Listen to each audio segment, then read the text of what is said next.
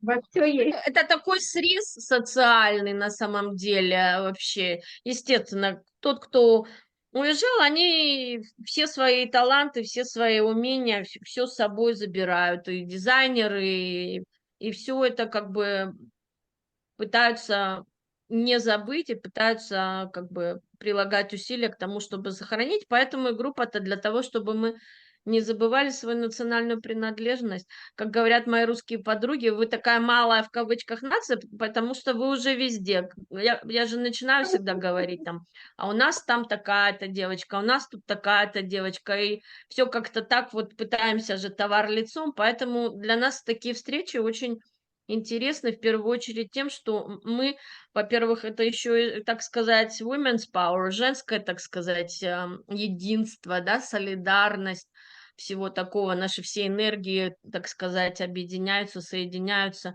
Ну и плюс национальная, так сказать, гордость.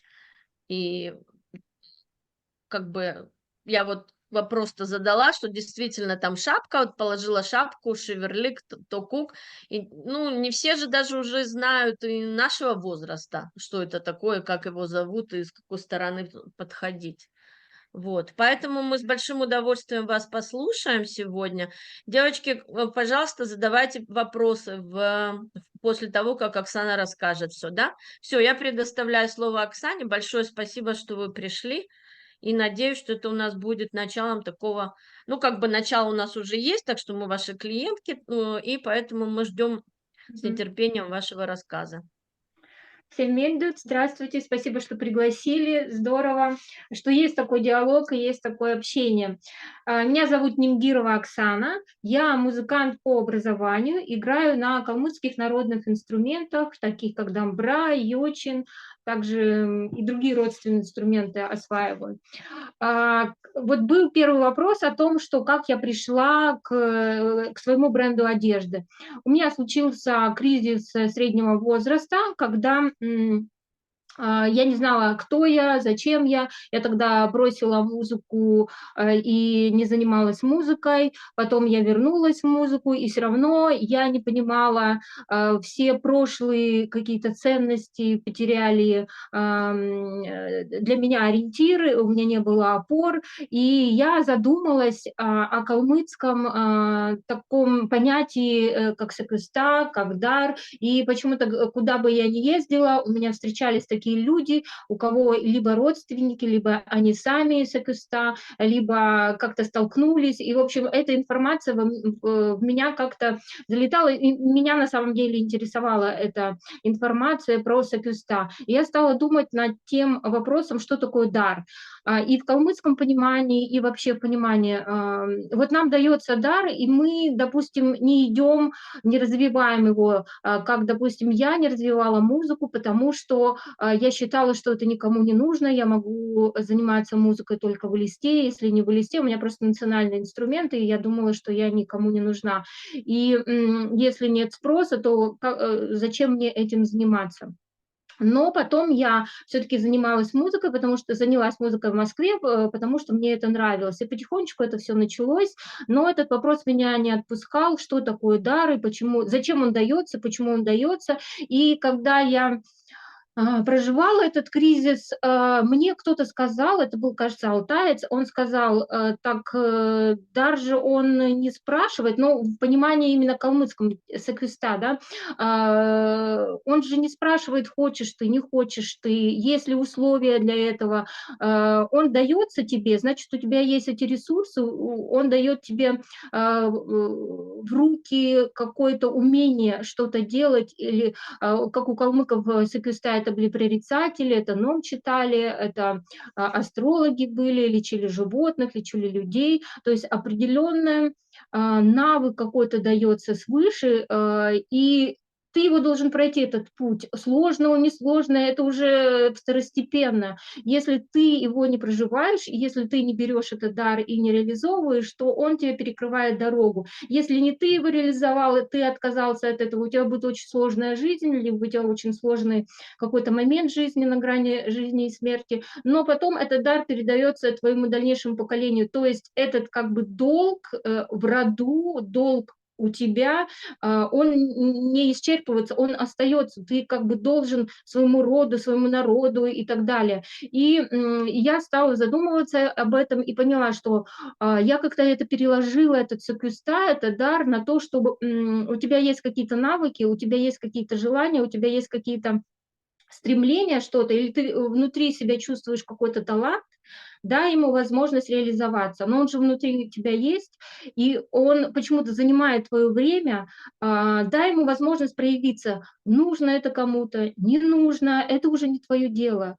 Тебе важно этим заниматься, дать возможность реализоваться твоему потенциалу, твоим внутренним желаниям. И так я стала музыка у меня уже была запущена, то есть я занималась музыкой, и я подумала так, как я решила реализовывать все свои таланты. И на очереди встала тогда что-то дизайнерское, потому что меня всегда интересовала тема там, калмыцкой одежды, и вообще любой национальности, я всегда этим интересовалась. И я подумала, ну вот, я вроде как хорошо, неплохо придумываю национальную одежду, потому что все свои концертные наряды я придумывала сама себе. Я заказывала базовое платье, а остальную всю доработку в национальном стиле я делала сама. И я подумала, что есть такая потребность в обществе, что вроде как все хотят что-то иметь национальное. У меня спрашивают, говорят, я хочу такое платье сценическое, как у тебя. Я подумала, нет, ну сцена – это сцена, вам нужно повседневное платье, но более приближенное к обычной жизни, потому что сценическое платье, ты в нем не можешь пойти даже на день рождения, я не могу в нем никуда пойти, оно совершенно неносибельное. И раз такой запрос вроде как общества есть, я подумала, ну вот, примени свой, если ты чувствуешь в себе такой потенциал, вот тебе техническое задание сделать повседневную одежду. И я хотела захватить как можно шире этот круг людей, которые могли бы воспользоваться тем, что я придумала. И я подумала, что если в ателье можно пошить себе на заказ, то повседневную одежду вряд ли кто-то шьет себе на заказ, и поэтому я решила сделать повседневную одежду, бренд повседневной одежды. И я еще думала, что еще никто не делает такую одежду, и как бы ниша не занята, и я могу в ней реализоваться. Так я пришла к бренду одежды. Я сначала вот это платье, такое лиловое, да, это из-за первой коллекции моей. Вот, и я ее создала, и я использовала принты, потому что уже там казахи, буряты, монголы, кыргызы, узбеки, они, вот вся мода этническая, она тоже есть, и она движется в каком-то направлении, и как будто калмыки отстает от этого, потому что мы немножко застряли на сценической одежде. У нас представление о калмыцкой одежде – это сценическая одежда, то на самом деле сценическая одежда, она по законам сцены развивается, и она немножко даже по стилю, по своему, она застряла, ну, в 60-х годах. Вот когда создавала, наверное, Жозефина Буль свои костюмы для тюльпана. И вот примерно в таком стиле мы немного застряли, и мы вот там вертимся, потому что на самом деле этот интерес к национальному у нас не так давно проснулся. Я училась в Бурятии в 90-х годах, они уже одевали национальную одежду, они не переставали носить национальные унты зимой, ну, потому что там такой мороз, что только национальная одежда может помочь. И для меня это было странным. Но когда уже вот в наше время уже практически все регионы уже выдвинулись к стилизованной повседневной одежде, то Калмыкия еще не подступила к этому. Мы немножечко как будто бы опаздываем от всех остальных, и вот эта вот мода на национальное, она проснулась тоже у всех регионов. То есть вот эта национальность тоже была забыта, в том числе и у монголов. Со мной монголка связывалась, и она мне присылает какие-то фотографии в музеях Монголии, о раннемонгольских костюмах. И она говорит о том, что это тоже было забыто, и в том числе и у Монголии это национальная одежда, это мода как бы на ношение национальной одежды. И это тоже не так давно у них проснулось, ну, конечно, раньше, чем у нас. В Кыргызстане тоже у меня есть знакомые, которые говорят о том, что тоже было забывание национального, и сейчас новая волна, но там просто шикарная одежда, то есть у них используется стежка, у них национальные орнаменты, и все в современном стиле. И это не театральный, то есть это не сценическая одежда, то есть люди не носят сценическую одежду вот в повседневной жизни, они носят национальную одежду, элементы национальной одежды в обычной жизни. И то есть эта тенденция идет, и я думаю, что калмыки тоже подойдут к этому. Вот сейчас, хотя нам кажется, вот когда вы не создаете какую-то одежду, ее не продаете, вам кажется, что все бы купили, всех интересует, но когда вы приходите на праздники, допустим, здесь в Москве я прихожу, ну, 2 человека будет в стилизованной одежде, то есть это 2% из 100, это очень мало. То есть одно дело говорить, одно дело хотеть, другое дело это покупать, это носить. Потому что на самом деле мне кажется, что мы стесняемся своей национальной одежды, а она достойна внимания, достойна того, чтобы... И надо как бы немножко попривыкнуть ее носить. Так как я сама артистка, мне не привыкать не надо. То есть я вполне в этом лиловом платье ходила на работу, я могу одеть черный пиджак, и все, оно нивелирует это все. Вот эти этнические мотивы, различные бренды же используют, современные бренды, Энтро, Дольче Габбана, они используют эти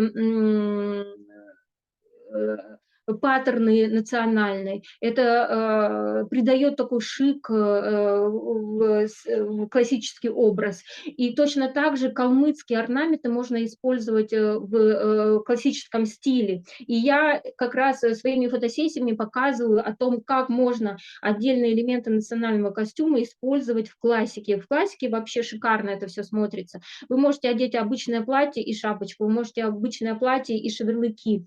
У меня это просто современные шевелюрки, да, или вот, допустим, у меня такой чокер с серебряными такугами, то есть тоже у меня может быть обычное платье, и я надела чокер и серебряные такуги, ну, это все может смотреться современно, то есть вот эти калмыцкие элементы, прям исконно калмыцкие, не фантазия на калмыцкую тему, а исконные калмыцкие элементы, они все вписываются в классический стиль, и такими яркими моментами смотрятся в классике. Там, допустим, пояса, которые тоже я изготавливаю с калмыцким орнаментом, тоже черные брюки, белая блузка или все черное, тоже шикарно смотрится. И это калмыцкий орнамент, и это калмыцкое исполнение, это паттерн из книги с золотной вышивкой.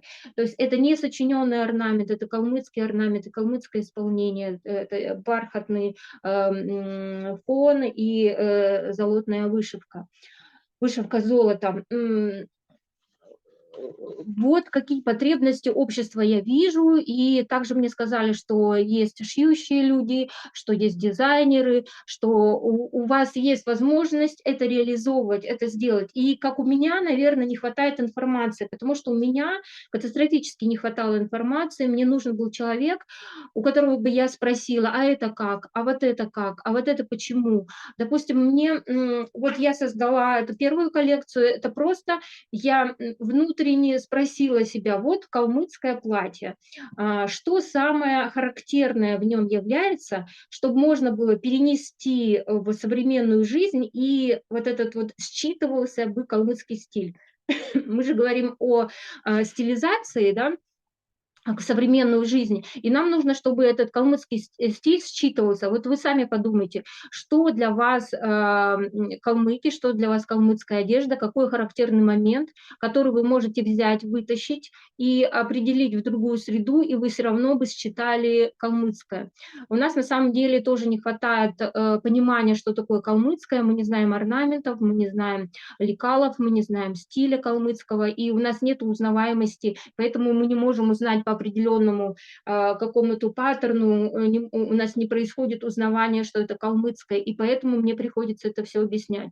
Как я пришла именно к изучению аутентичного стиля, аутентичного кроя, потому что я делала стилизованное, то есть вот это платье, оно обычное по крою, здесь только вот стоечка воротник, как должно быть в калмыцком платье, но нету воротничка, да, нету воротничка, обычный крой рукава, все обычное. Здесь только отсылка к калмыцкому, это узор, это восточный огурец, либо по-калмыцки щегдачая рята, это пиявка переводится по-калмыцки, то есть орнамент отсылает нас к калмыцкому, и вот эта манишка отсылает нас к калмыцкому. У меня манишка стала основным моментом, через который я присоединяюсь к калмыцкому стилю. Все остальное я приземлила и сделала его обычным, то есть крой обычный, все остальное обычное. Вот ткань только нашла. Но, кстати, вот эта ткань не пользовалась успехом. Калмычки посчитали, что это не калмыцкий цвет, и принты у нас не так любят принты, у нас любят темные цвета какие-то, поэтому опять же, я ориентируюсь на покупателей. Если покупатели это не голосуют рублем, то я, естественно, это больше не выпускаю. Далее, как я пришла к аутентичному, мне стали задавать вопросы или все время как-то критиковать, говорить, ткань простая, пуговички не те, это килинце, туда нельзя пришивать, сюда нельзя пришивать. И у меня не хватало знаний, у меня не было человека, у кого бы я могла спросить, а почему так? А как правильно? Ну, вы вот говорите, что это неправильно, а как правильно?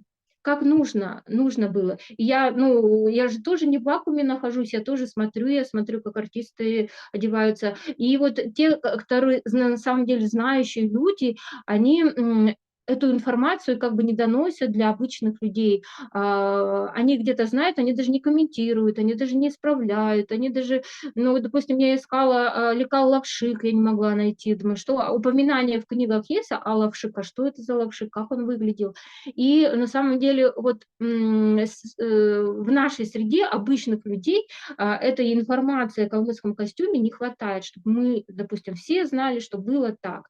Почему-то очень многие знают, как неправильно и как не надо, но очень мало людей знает, как правильно и как надо. Вот, и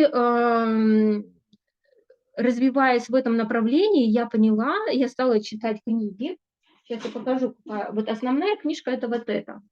Это семантика традиционного костюма айратов и калмыков в современные художественные традиции и современные художественные традиции. Дальше калмыцкий народный орнамент, но говорят, что вот то, что здесь написано по орнаменту, это спорные моменты, здесь что-то напутано. Здесь, потому что за орнамент взяты еще ну, в общем, там что-то некорректно, как мне сказали исследователи, что есть большие вопросы к этому изданию, что не совсем верно что-то описано. Не совсем верно что-то описано. Так, дальше у меня есть вот такой сборник, это монгольский. Здесь монгольские орнаменты, но здесь их, конечно, просто космическое количество орнаментов. И вот моя основная книга, это «Калмыцкое народное искусство». Это книга-альбом 1970 года. Автор Сычев. Может быть, кто-то видел ее. В Россию можно заказать на Авито, либо Киштабелик еще продает. То есть это все какие-то книги. Вот. И здесь в цвете, представлены калмыцкие варианты одежды с орнаментами, то, как они были представлены. И из этой книги был взят орнамент. То есть сейчас я покажу.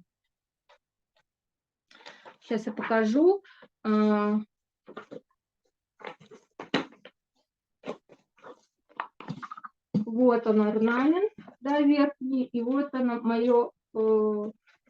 мой вариант исполнения этого орнамента, письма. Я хотела, конечно же, вышить, я хотела, ну, не ручная вышивка, а машинная вышивка. Машинная вышивка оказалась очень дорогой, но для массового производства, не для единичного производства, а для массового. И она где-то выходила 3 с чем-то тысячи, я даже точно не стала просчитывать, потому что там надо было... Там надо было сделать образец где-то 5000 стоил, и я хотела манишку, конечно, полную, это 5000, потом надо было отрабатывать какие-то ткани, на каких-то тканях делают вышивку, на каких-то нет, и это все, ну, то есть это разработка бы заняла очень и долго, и много времени, и потом как это сажать на ткань, то есть в отдельном производстве делается вышивка, потом мне надо соединять с теми, кто это шьет, ну, то есть это все вот телодвижения, естественно, это все вылилось бы в цену платья. Я уже примерно прикинув, я поняла, что я, ну, если только вышивка стоит таких денег, то платье, ну, будет стоить намного дороже. Но потом я подумала, что даже, ну, я хотела бы, конечно, металлизированными нитями, чтобы это было исполнено. Одно дело, когда это на шапке, ты шапку не стираешь, то другое дело это на платье. Платье все-таки необходимо стирать. Раньше калмыки не стирали платье,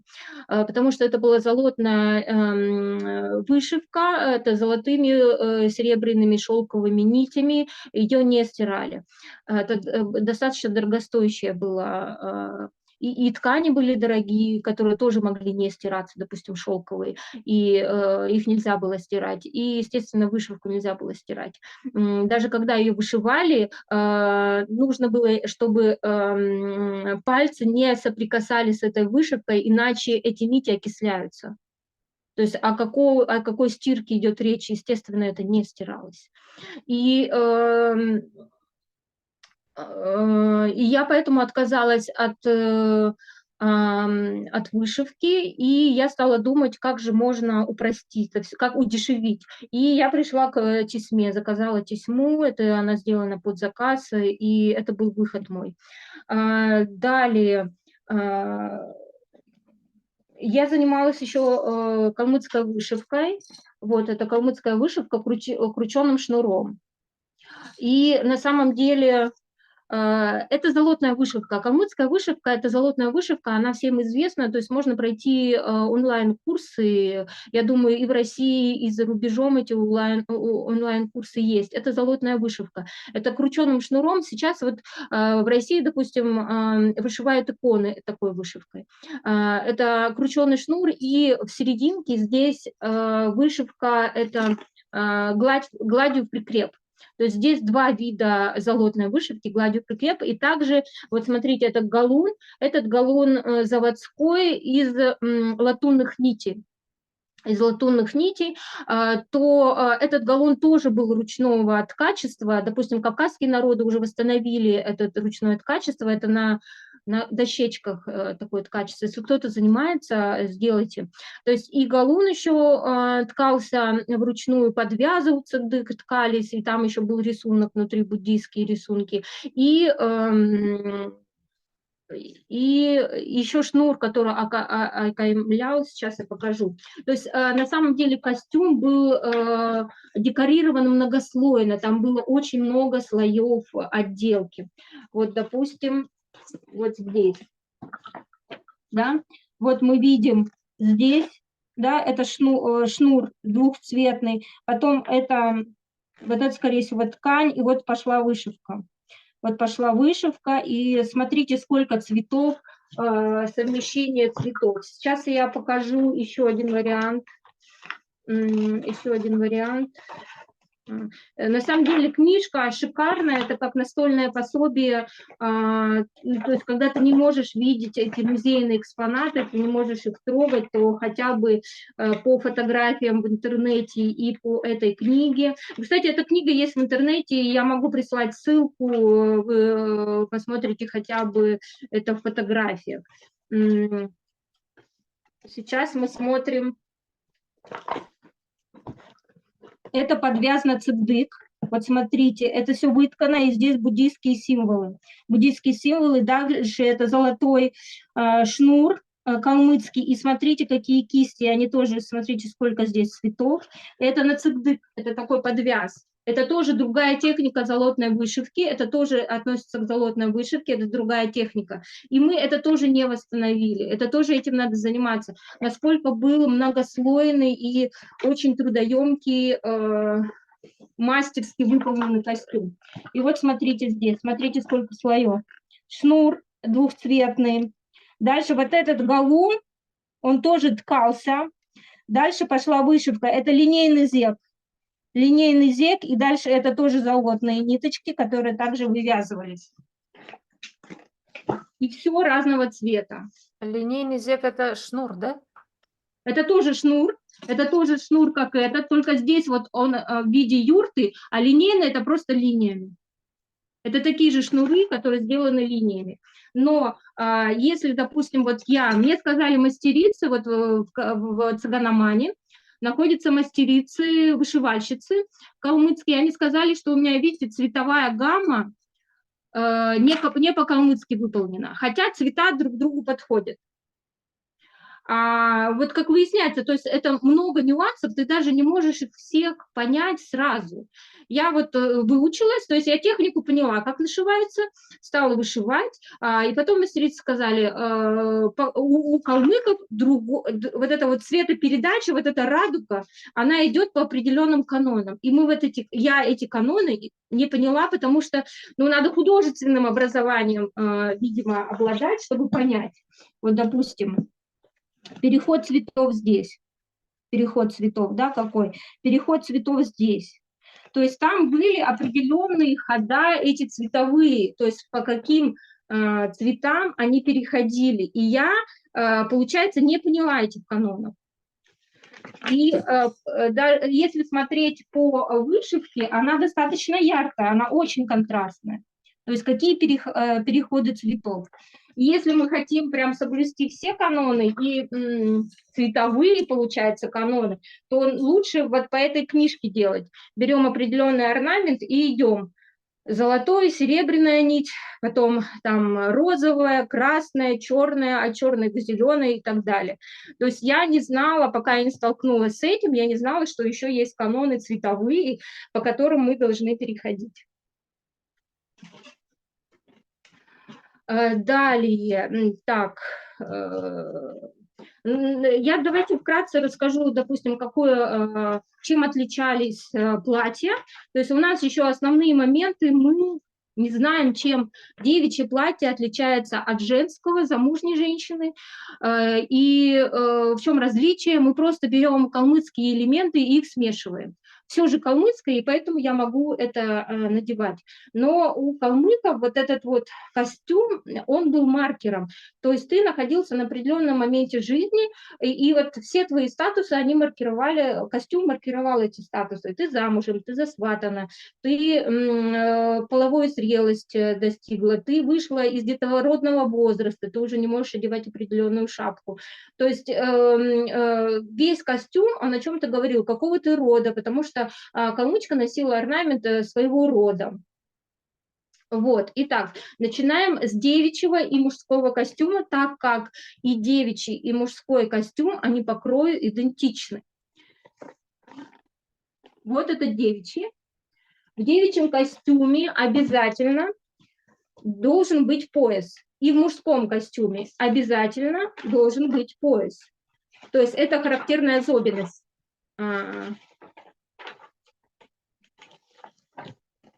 Вот этот мужской пояс. Чем мужской от девичьего отличается? Мужской покороче, а девичий подлиннее. И здесь он распахивается, да? Две полы, они распахиваются. То у девичьего, у него литая юбка, литая у девичьего. То есть этим отличается. А так, здесь треугольник и манишка съемная с вышивкой. И у девушки тоже манишка съемная с вышивкой. Также манишка могла бы быть и без вышивки. Это могли быть два галуна просто впереди и все. Ну, галун тоже ручной, и он мог быть выполнен из серебряной золотой нити. Это, ну, это тоже как бы недорогое, то есть недешевое удовольствие, да. Вот, допустим, как здесь, да, мы видим, что это просто две полосочки. И на самом деле, если бы вы видели, как вручную выткан этот галун, он красиво смотрится. Те, которые любят визуально, я очень люблю вот эти все визуальные маленькие вот эти моменты, и мне очень нравится, я хочу научиться галун ткать на этих дощечках. Манишка, так, сейчас еще покажу манишку, вот, детская манишка. Вот она. Вот тоже, видите, просто никакого орнамента, только какие-то полосочки. Можно тесемочку использовать. Вот. Итак, девичий и мужской бешмет. И они даже называются одинаково бешмет, бешмют, девичий и мужской. Так, это наличие обязательно пояса и покрои одинаковые. Итак, на самом деле девушка незамужняя одевала это платье только когда у нее начинался пубертат. До этого дети донашивали одежду старших. То есть для них специально не шилась одежда. И вообще у калмыков считалось, что у каждого на роду или у каждого человека на роду только определенное количество одежды. И они не разбрасывались одеждой, то есть они не шили себе 15 костюмов. Они этот костюм носили очень аккуратно и подольше, потому что они понимали, если у него на роду всего 15, то есть на роду всего 5 бешмютов, да, или 5 терлыков, 5 платьев, им надо как можно дольше его носить, и этим самым ты продлеваешь себе жизнь. Чем больше ты сейчас потратишь этих платьев, тем быстрее твоя жизнь закончится. А донашивать за кого-то, это был кишик тоже, ты этим самым продлеваешь ты не свою, то есть не из своей жизни убираешь эти 5 платьев, ты как бы другое платье донашиваешь, не свое. Ну, то есть это считалось хорошим знаком.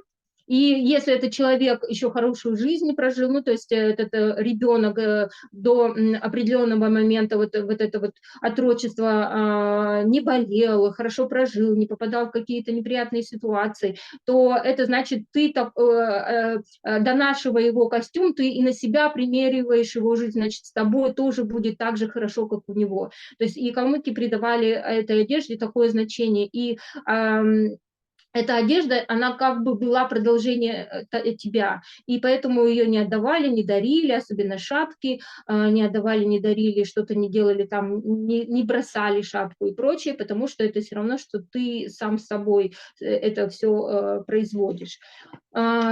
Так, итак, девушка,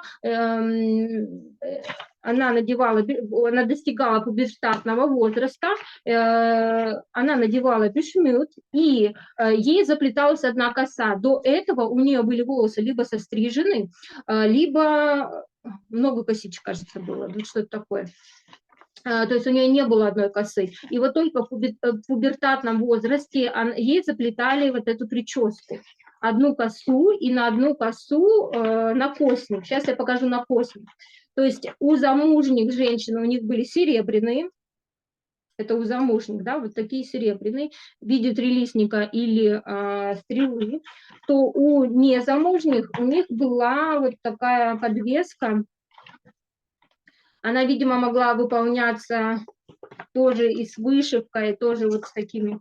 Вот видите, вот такая, вот эта подвеска. Видите, петелечка и пуговичка.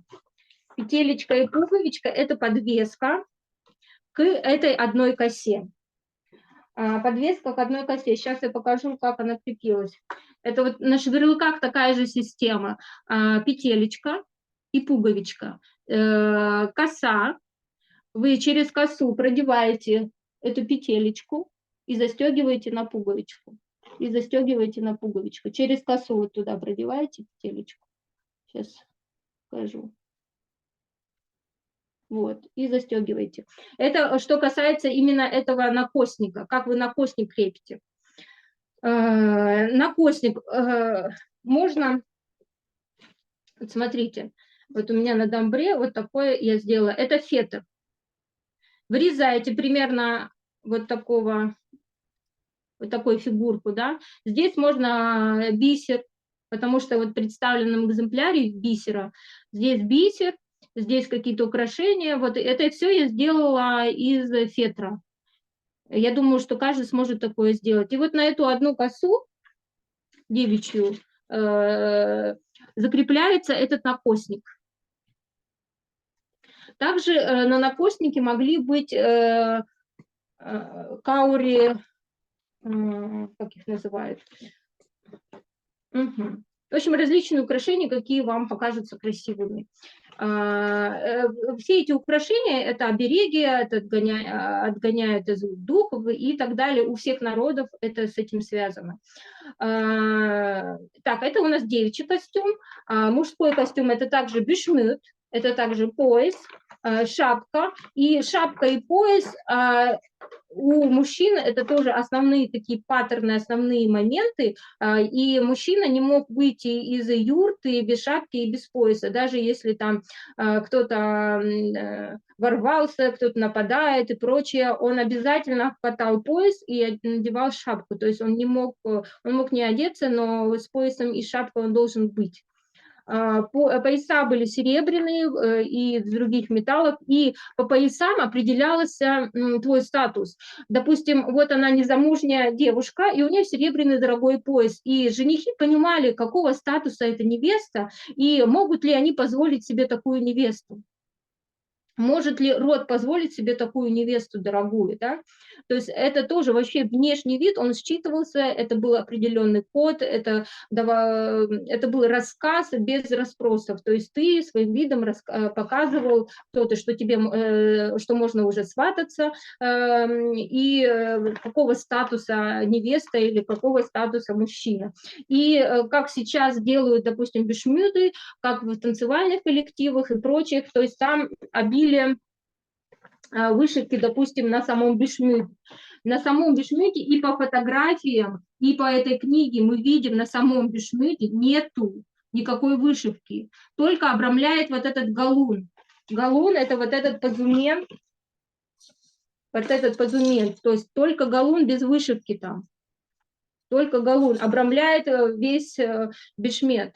Вышивка только была на манишке. И то есть определенные паттерны, определенные орнаменты, которые можем считать, отнести к мужской вышивке. То есть мужчины не всю вышивку, которую использовали женщины, могли носить. Сейчас я покажу только мужской орнамент. Это растительный, это не цветочный, а растительный орнамент. Вот, это мужская вышивка, это растительный орнамент. Вот видите, какие-то веточки там были. Дальше еще могли быть цветок лотоса, еще тоже здесь зарисован. Это цветок лотоса. То есть то, как меня просят мужчины использовать вот эту тесьму и сшить им блузки, рубашки, то орнамент, он исключительно женский, вот который у меня, который в моей тесьме. Так, сейчас покажу. То есть орнаменты тоже отличались, и были родовые орнаменты. Пока что... То есть кроме того, что надо знать свой род, кто ты по роду, еще знать, какой орнамент рода был. По цветам рода точной информации нету, но вот мастерицы сейчас склонны как бы приобщать вот эти цвета рода. Вот мы знаем же, когда делаем обряд, мы какие-то цвета используем. Мы цвета используем, когда замуж выходим, да, мы должны прийти в дом мужа своего вот с вот этими ниточками, да, рода. Вот это вот и есть цвета рода. Кто-то из мастериц сейчас использует вышивки, цвета рода, когда вышивает себе. Вот, и вот это вот мужская. Это тоже мужская. Я вижу, что кто-то использует в женской. Это мужская. Тоже растительный орнамент, и только здесь вот цветки лотоса есть. Вот цветки лотоса, остальное это все веточки. То есть вот такие орнаменты мужские мы можем считать. Так, дальше. Вот девочку засватали, допустим, да, и мы знаем, что есть шапки замужних женщин. Замужних женщин. Вот, допустим, сейчас покажу.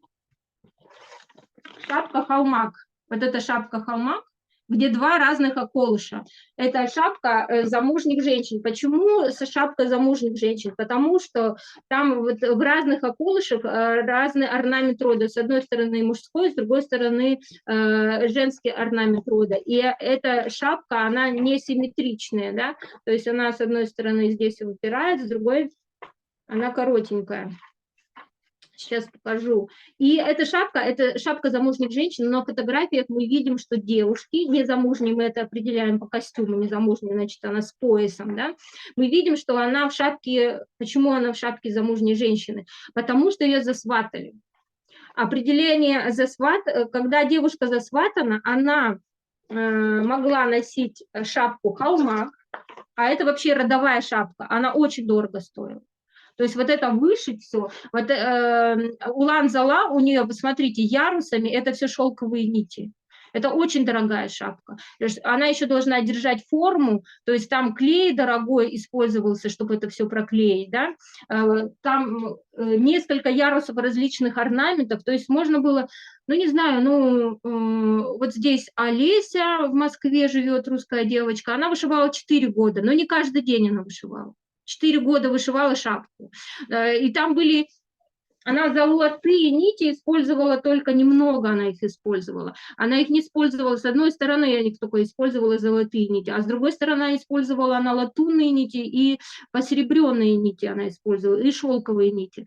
Ну, то есть это, если каждый день заниматься этой шапкой, сколько по времени, ну, все равно это пару лет, да, ну пускай год, ну, полтора, и представьте, сколько стоит эта шапка, работа за эту шапку сколько стоит. То есть она была, естественно, родовая, ее передавали по наследству, украшения женские передавались по наследству девочки, и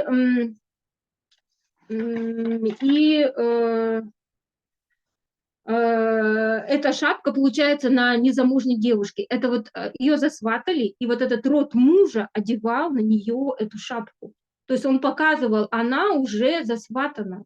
Она засватана вот таким-то родом. И что, да, мы еще не сыграли свадьбу, мы ждем, когда она подрастет, когда родители ее отдадут, и тогда мы ее заберем. Но уже в костюме, уже мы видим, что к ней не надо подходить, и она уже занята. И еще как мы определяем, как определяли калмыки, что девочка засватана. У нее мог быть под поясом, на ней был пояс, под поясом платочек.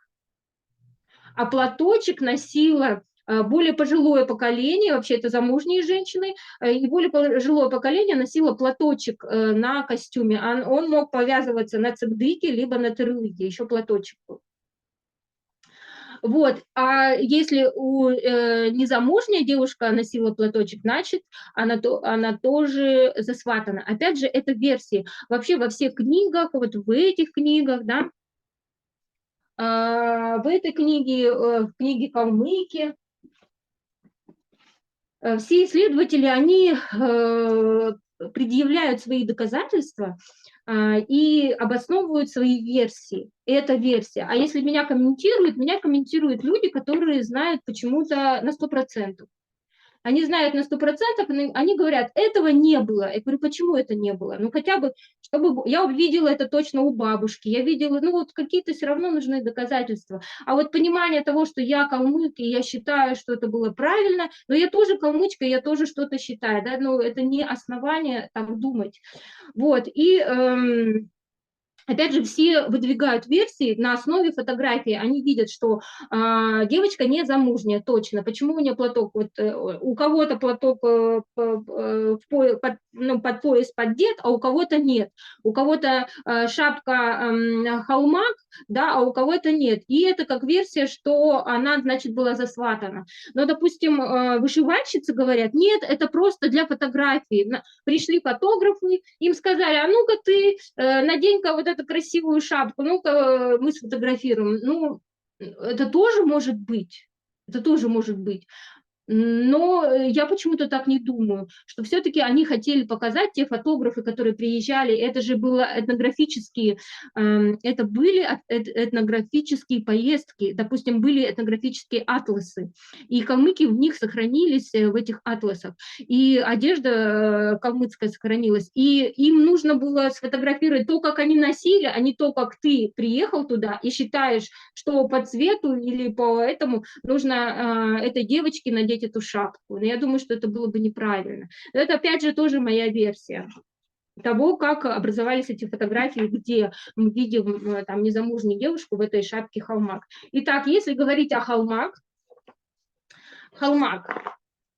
вот, тоже есть такая версия с Ириной Дангруповой, так как она просматривает очень много фотографий, она понимает, что такую шапку не носили совсем пожилые. Вот совсем пожилые бабушки не носили эту шапку халмак, вот эту праздничную, красивую шапку, да, вот известную нам всем, мы хотим, там, если выступаем, хотим обязательно шапку халмак, то, скорее всего, ее носили до детородного возраста. То есть пока ты рожаешь, ты носишь эту шапку. Как только ты перестаешь рожать, ты переходишь в другой статус. Ты переходишь в другой статус, и у тебя шапка, они похожи на халмак, но они меховые здесь были. То есть вышивки не было, уже здесь был мех. Вот.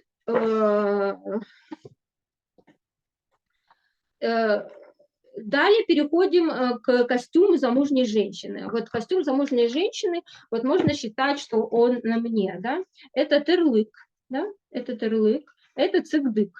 Цыгдык – это вот такая безрукавка. Вот такая безрукавка, то есть замужняя женщина, у нее уже было два. То есть она не в одном платье ходила, она уже в двух. И цыгдык она должна была обязательно носить, то есть ей нельзя было снимать этот цыгдык. И даже если было холодно, то она носила, сейчас я покажу, вот смотрите, это шубка в виде это из цигейки сделано, видите, это же тоже цыгдык, это безрукавка. Это безрукавка только как шуба.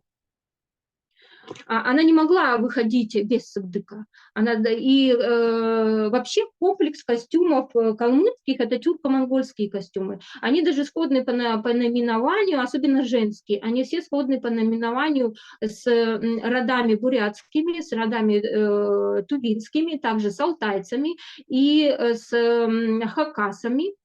Сходны и по названию, и по комплекту одежды, и по крою, они очень сходны. У калмыков отличается только вот, наверное, вот эта вышивка, именно вышивка, орнамент именно этот вышивки зек. А линейный зек, он использовался и у монголов, и у других народов тоже линейный зек был. И так как у нас не было преемственности поколений, то исследователи вообще опираются, допустим, на алтайцев. Что у алтайцев? С чем ассоциировался алтайский цыгдык? Чегедек у них называется. Даже по названию, видите, чегедек, цыгдык. Итак, женщина выходила замуж. Весь вот этот комплекс одежды и ей мужская сторона должна была давать. То есть она шила ей костюм замужней женщины. И вот этот обряд, это как обряд инициации, это перехода женщины из девочки в женщину. И это как будто она умерла как девочка и родилась как женщина. Это вот переходные моменты, вообще все переходные моменты, получается, жизненные у калмыков, они как маркируются одеждой. То есть у нее пубертат, на нее надевают бешмет, да? Она выходит замуж, у нее другой комплект одежды. И каким образом дальше происходило? У нее же меняется все. У нее меняется костюм, у нее меняется прическа, и у нее и шапка меняется, и у нее меняется имя. Она полностью должна умереть как девочка. Все, ее жизнь-то как девочки закончилась. И у алтайцев есть такое, вот цыгдык, там же тоже какие-то рода есть. Вот в определенном роде у них вот этот чегедек надевали только на свадьбу и только на погребение. То есть этот цыгдык, это тоже какой-то ритуальный наряд, который одевался в промежуточный период.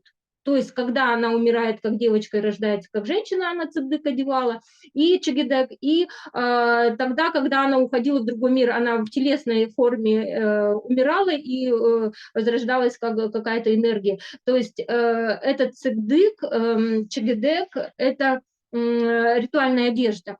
И исследователи, и бурятские исследователи, вообще исследователи сходятся во мнении о том, что одежда замужней женщины, она не утилитарная, то есть она не практична. В ней практичности не было. И если мы рассматриваем женский костюм замужней женщины, то если смотреть его крой, у меня вот в Инстаграме, у меня есть страничка ВКонтакте, там есть все лекалы, вы можете посмотреть. Те, кто разбирается, те, кто шьет, они поймут. И там нету практичности в крое, то есть это не практичный крой. Учитывая условия жизни, проживания кочевого народа, и иметь непрактичный крой, когда ткани были домотканные, они очень дорогие были, то есть поэтому ткани и не разбрасывались, поэтому костюмами не разбрасывались, поэтому просто так ты не мог относить и выбросить это все. Были очень дорогие ткани, они были домотканные, они ручное качество было, конечно, не калмыки, кочевые народы не занимались ткачеством. Вот, и это все покупалось, и если смотреть по крою, то очень большой расход ткани идет. Во-первых, очень широкий подол, потому что нужно было на лошади скакать, и этот подол должен был покрывать, то есть ноги не должны были быть видны. И поэтому разрез еще сзади у цыгдыка. Итак, по крою они, если сравнивать с русским народным, там рубаха и костюмом, то там вся ткань, весь кусок ткани, он используется до какого-то маленького треугольника. То калмыцкий это не практично использованные ткани. Далее вот эти пуговички, сейчас я покажу костюм, то есть платье, которое у меня есть, да, которое я сделала, приблизив его к аутентичному.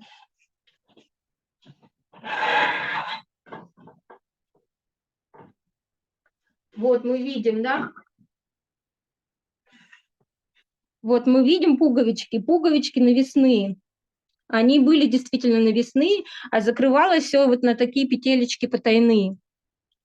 То есть даже пуговички не были практичными. То есть это не использование пуговичек по назначению. То есть они как будто бы для красоты были, да, но это верхний слой понимания калмыцкого костюма, что это вот что-то у нас было для красоты. У калмычек ничего не было просто так, у него ничего не было для красоты, и поэтому, когда мы говорим сейчас о том, что мы что-то взаимствовали у тех, у других, если там был сакральный смысл, то как мы могли заимствовать?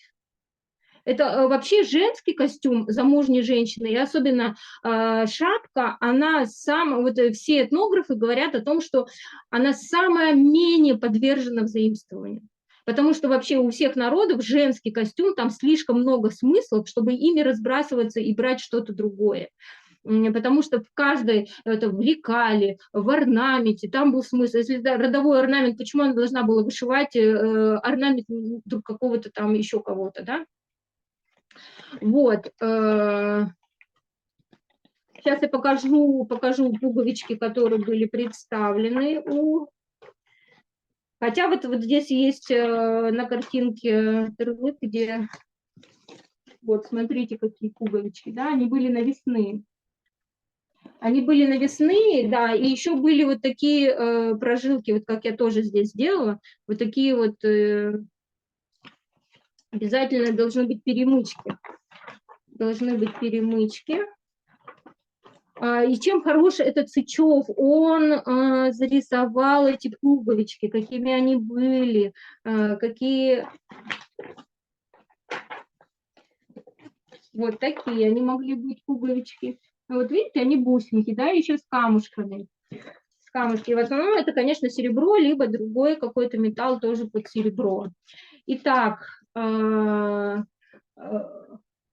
крой, он отличался. Крой был с запахом. Видите, платье с запахом, да?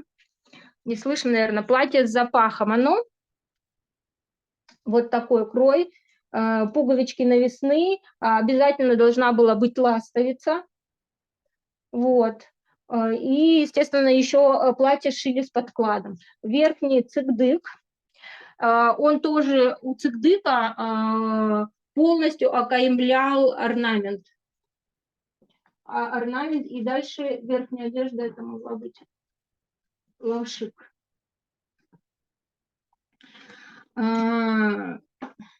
Почему исследователи считают, что костюм замужней женщины, тюрко-монгольский терлык, вот это платье терлык и верхняя безрукавка цикдык, почему они не утилитарны? Потому что они олицетворяют тотемных животных. Нижнее платье терлык копытное животное, а верхний цикдык птицу. У разных народов, там, у монголов, у бурят, у алтайцев, у кого-то сорока, у кого-то лебедь, у кого-то, допустим, у нас есть такое выражение хувце хуныр, то есть одежда лебедя. У нас есть такое выражение одежда лебедя. И тоже оно такое двойное, да, и у женщины тоже двойная одежда, парная. И почему так терлык, копытное животное? В орнаменте, сейчас я покажу орнамент.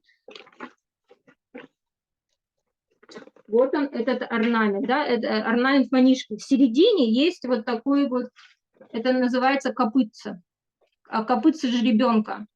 Вот эта сердцевина, это есть копытце жеребенка. И также на манжете, вот здесь манжет у меня обычный, сейчас я найду картинку, он в виде копытца тоже, манжет тоже был выполнен в виде копытца.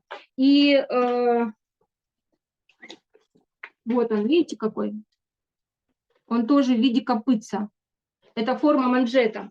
То есть у нее форма рукава здесь расширялась и сужалась, в форме передней ноги барана.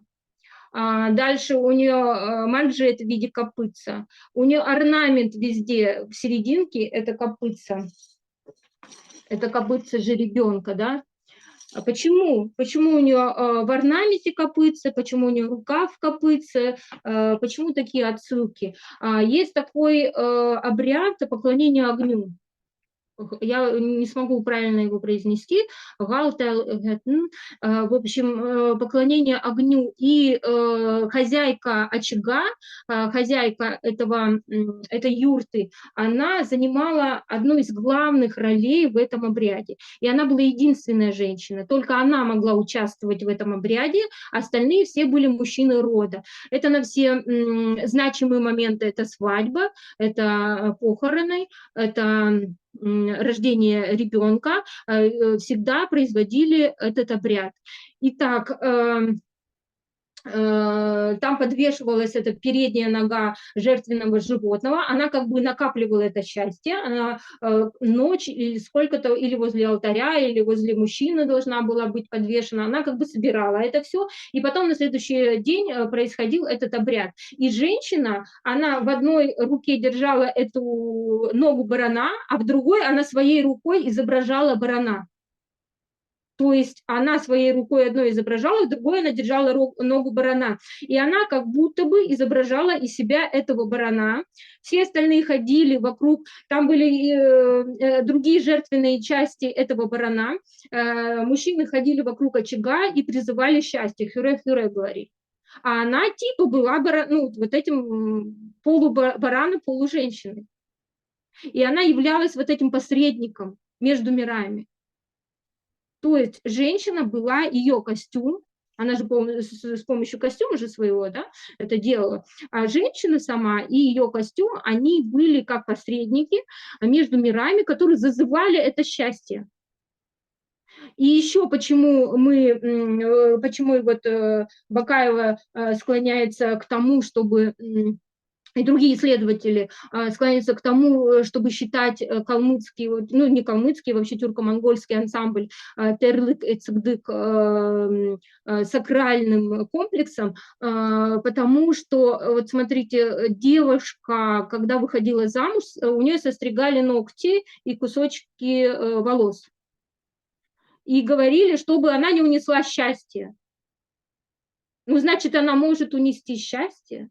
Значит, она типа носитель счастья этого. Значит, через нее проходит это счастье, значит, она может. И в этом обряде поклонению огню не должны были участвовать девочки.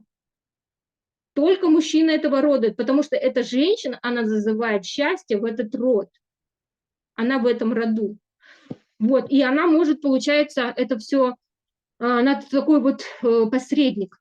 И у нее, когда она выходила замуж, заплетали 2 косы.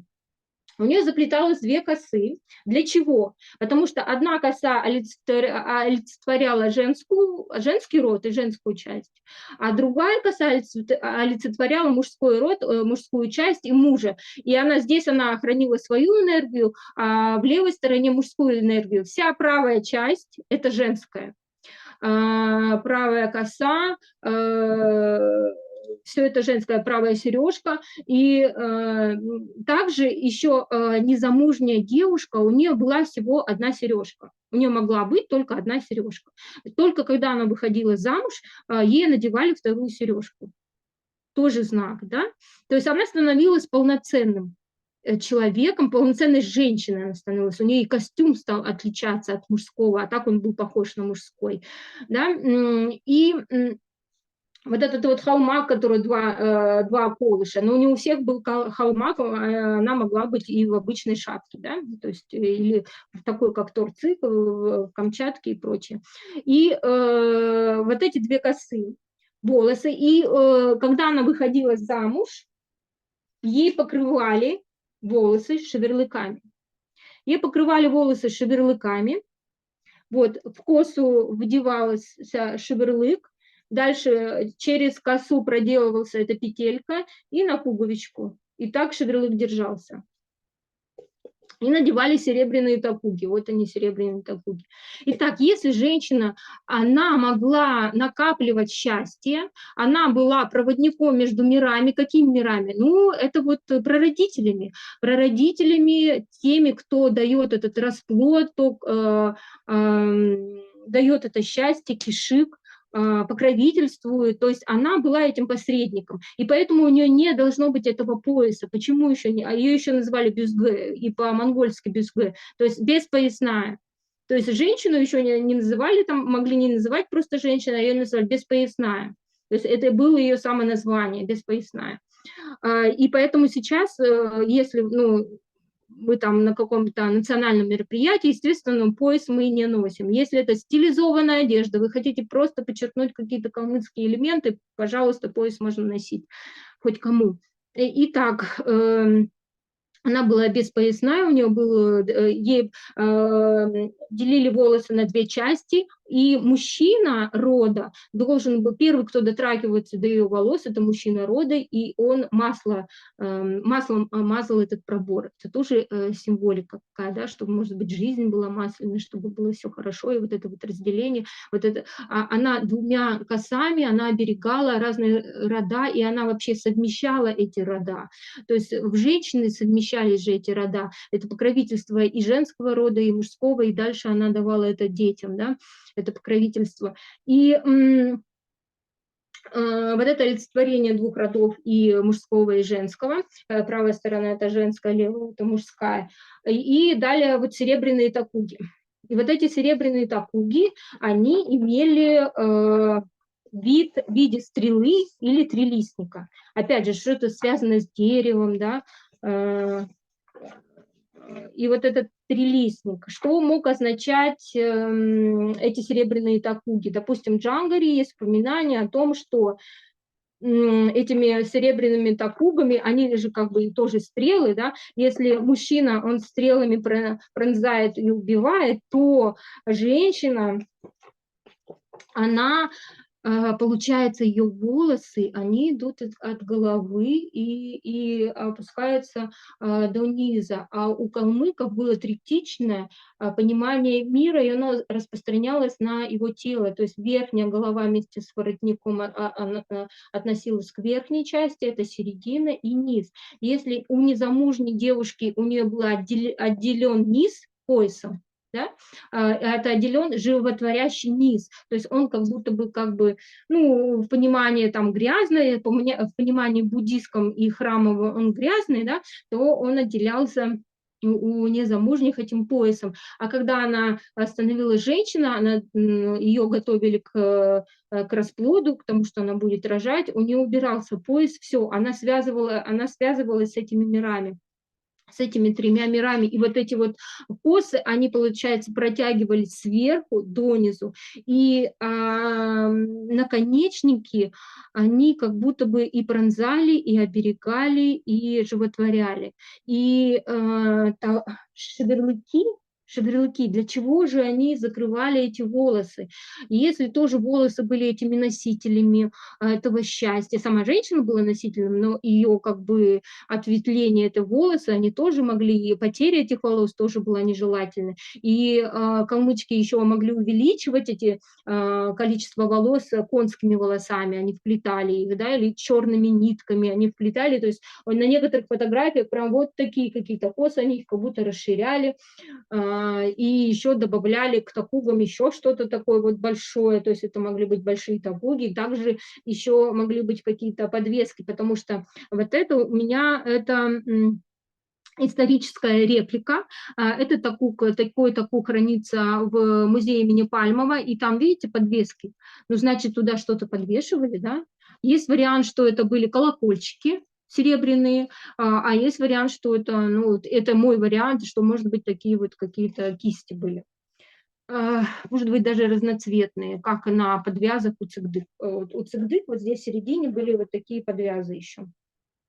Тоже вытканные, там вот я показывала, что там разноцветные кисточки были.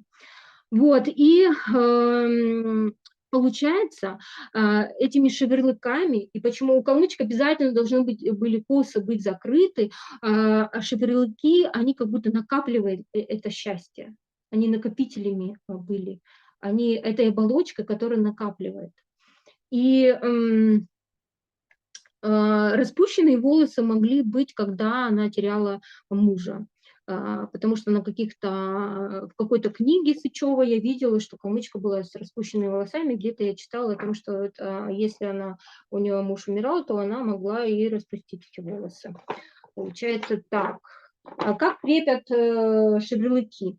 Вот смотрите, да, пуговичка и петелечка. И калмычки, они сильно не украшали шевелюки. Вот сейчас покажу фотографию. Вот смотрите, только верх вот так украшен, вот здесь он, да, и низ. Верх и низ были украшены. То есть вот эти все входные пути как бы обережные, да, их как-то оберегали все. У остальных народов, у монголов, у кого, у бурят, это может быть достаточно обильное украшение, то у калмычек, и мы еще судим по фотографиям, особых украшений таких не было. И, кстати, шеверлыки можно использовать в обычной современной жизни. Наденьте только шеверлыки, красивые какие-то серебряные такуги, нету такугов, сделайте что-то сами. Я, допустим, конские волосы или вот такие вот какие-то подвески можно навязать, колокольчики какие-то, еще что-то красивое сделайте и носите эти шеверлыки. Их можно пришить к шапке, кстати. Итак, мы переходим к шапкам. Так, смотрите, это торцы. Это Камчатка. Камчатка, торцик. Это тоже торцик. Видите, какого он вида? Это вот забытая шапка калмыков. Смотрите, она сверху квадратная, а здесь она круглая. Вот, и бисер, бисер, кстати, тоже уже ближе к нашему времени калмычки стали использовать бисер. Сейчас я покажу, тоже здесь есть картинки этого бисера. Сейчас покажу. очень интересно. И вот у нас почему-то не произошло это передача поколений. Мы почему-то ну, вот, на расстоянии одной руки мы как будто бы потеряли эти корни, хотя это не так давно было. То есть наши бабушки все как бы это видели, носили. Вот эти вот видите, это все из бисера. Это уже все ближе к нашему времени. Это уже все ближе к нашему времени, то есть черный бархат, сверху черный бисер и какие-то желтые могут быть бисеринки, либо голубые какие-то немного, то есть, но не разноцветные. Как только вы меняете какую-то цветовую палитру, даже вот в этом орнаменте калмыцком, да, с тюльпанами, если вы поменяете эту цветовую палитру, сделаете ее не золотой, а сделаете красным и зеленым, то этот орнамент, он сразу превратится в русский народный хороводный. То есть он потеряет вот эту колористику национальную, этот код, он перестанет читаться как калмыцкий. Поэтому с этим тоже надо уметь обращаться. И вот калмычки, то есть они уже перестали вышивать золотом, серебром, но они перешли на бисер, но это не перестало читаться калмыцким. То есть это продолжает читаться калмыцким. То есть и по этой же технике я сделала вот такую шапку и использовала бисер того же цвета. То есть здесь синий бисер, да. И вот он переливается, и вот такая нарядная шапка. Вот получилась. И вот смотрите, здесь вот мы чуть-чуть наискосок носим шапки.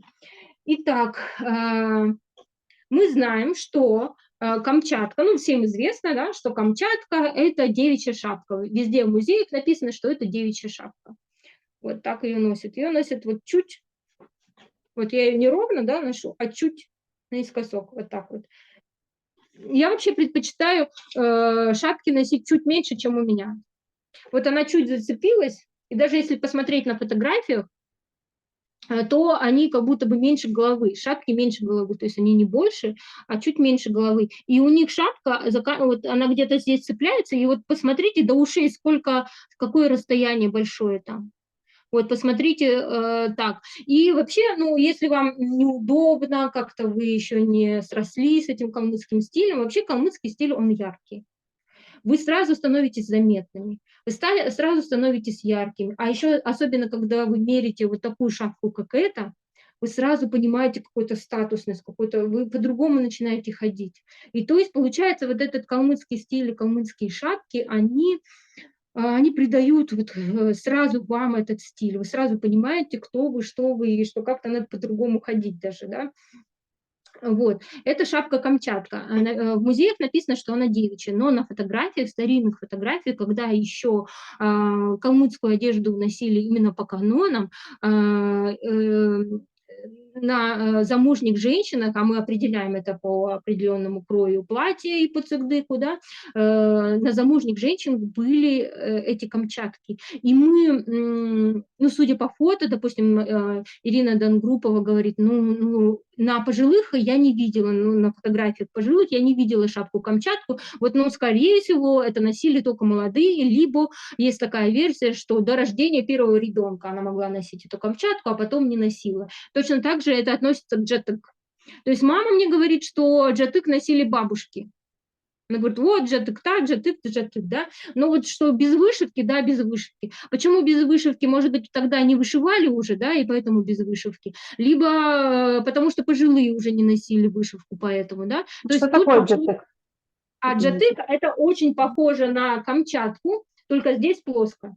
Видели такую? Вот здесь плоско. Она как будто бы смесь торцик, вот такой круглый, только она вот такая вот. Она вот такая, она вот здесь овальная, а вот здесь она как будто, она на фотографиях выглядит, ну, то есть на фотографиях невозможно определить, это Камчатка или это джатык, потому что это как будто бы смесь. Она вот здесь немножко приплюснута, но она вот такая овальная, она не круглая, она овальная, и здесь вот приплюснута. Отличие от Камчатки, у нее верх приплюснут. Оксана, извините, а джатык носили замужние? Вот, это вопросы. Это вопросы, которые ну, как бы точно не может сказать. То есть мама мне говорит, что джатык носили и бабушки. Вот мама говорит. Также пишут, что затык – это девичья шапка. Ну, вот даже судя по музейным экспонатам, в музее написано «Камчатка девичья», но на фотографиях мы видим, что замужние носили. В музее написано «Турцик». Вот, это круглая шапка, турцик, девичья шапка. На фотографиях сплошь и рядом также Тундутова носит с вышивкой, носит турцик. То есть мы тогда не можем, мы видим на фотографиях, мы уже точно считаем, что это замужние носили. Замужние и девушки носили, то есть незамужние, и замужние, и незамужние турцик носили. Носили и замужние, и незамужние. Вопрос, до какого момента. Опять же, это версии. Ирина Дангруппова, раз она не видит фотографии более старших, она говорит, ну, скорее всего, до как бы рождения первого ребенка или там до какого-то молодого. И плюс на фотографиях же непонятно возраст. Там иногда пишут 16 лет, и я смотрю, ну, думаю, ну, я бы 30 дала, да. Ну, тут, если мы будем не накрашены и работать на улице, неизвестно, как вы выглядели, да? Вот, но в этой книге «Калмыки» я нашла информацию о Камчатке, о том, что ее знатные и богатые калмычки носили до пожилого возраста. Опять же, мы просто не видим фотографии, то есть у нас нету фотографий, чтобы мы могли точно сказать, допустим, что пожилые. Но я нашла в книге, мне этого достаточно, чтобы Камчатку, все, уже я ее для всех уже могу рекомендовать, то есть и незамужние, замужние, и пожилые, потому что в книге написано, а это исследователь, да? Это исследователь, и если кто-то будет спорить, значит, ему надо книгу тоже издавать, защищаться и прочее. Вот, А кто носил, извините, пожалуйста, перебила, а кто носил тогда шапку, какого статуса женщина носила шапку, которая с куполом? Тоже неизвестно же. Вот это Да. мы видим, что и незамужние, и замужние носили. Вот это носили. И смотрите, у нас улан-зала, она должна быть вот так вот пришита. Видите как? То есть она не кисточка, вот сейчас мы делаем вот такой кисточкой, да? Это типа сейчас это неправильное, как бы нужно вот так вот ее было. Чтобы она торчала. Ну вот чтобы она вот так была. Да. Вот она, видите как, да? Ложится хорошо. Вот такая она. Вот это же красные кисти, они же друг наверху, в холмах. Там же друг на друга. Это же кисти, Нет, что ли? там ряд, там вообще, там куполообразное, там целые ряды. И вообще они все сшиты, надо в музее прям лично смотреть. Я в музеях не была, да? Я в музеях не была, я смотрю по фотографиям и по картинкам. Сейчас я покажу, вот здесь есть вариант. Здесь они вот, есть картинки, где немного плоские, а вообще есть вот так вот поднятые.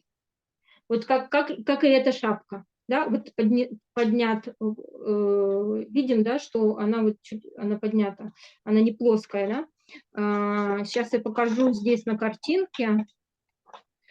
И там ярусами. Это шелк распускали и пришивали. Как это технологично сделано, я не знаю. Но это распущенная шелковая ткань, распущенная. И шапку халмак носили замужние девушки, которые на выдании замужние, и то есть уже до самого старого возраста. Если ее засватали, и род мужа ей давал эту шапку родовую. На нее Да, потом она замуж выходила, она носила эту шапку. Она носила. Ну вот, и говорят, что ее носили до детородного возраста. Потому что Тундутова носила же, там они определяют по Тундутовой, да, и там есть и более старые, то есть и другие варианты, когда носили этот халмак, и, ну, прям старушки не носили, прям старушки нет. Ну вот смотрим здесь, вот смотрите, ярусы, видите? Ярусы. Она внутри квадратная, внутри квадрат у нее, вот точно так же, как этот, просто надевали вот этим углом вперед. Здесь вот у нее околыши, и ярусами вот так вот. Скорее всего, вот так вот делали, подрезали.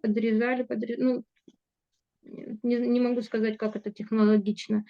либо еще тоже вот так вот ярусами подшивали, вот так вот. Здесь как будто на картинке подрезали.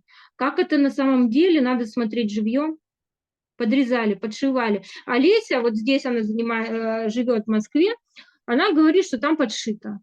Она еще сделала, она сама понимает, как это шьется, она занимается вышивкой, она знает эти все технологии вышивальные и прочее, она знает, как проклеивалось это рыбьим клеем, то есть определенный рыбий клей есть, и еще есть клей, которым занимаются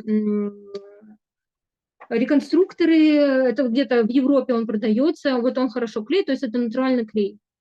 И он очень хорошо держит. Она в то же время эластичность имеет, и она очень хорошо держит этот халмак. Еще можно, допустим, мужские хаджулгу туда добавляли, она такая простеганная шапка, она мужская и женская. Туда конский волос внутри, конский волос вот так прошивали, и тогда она держит форму. То есть технологически это тоже целая исследовательская работа. Одно дело, когда здесь вот в этой книге просто зарисовали. Ну, блин, это не дает понимания того, как она выглядела. Она здесь четырехугольная, сколько клиньев у нее, что она сверху квадратная, не видно. Ну, зарисовали. Вот такая какая-то куполообразная шапка. Какая она. А сейчас просто появились фотографии музейные, и они сфотографировали сверху. И стало ясно, она квадратная. И она вот так вот поднимается. И джатык, мама говорит, что носили бабушки прям. Ну вот по этой картинке вы что-то поймете?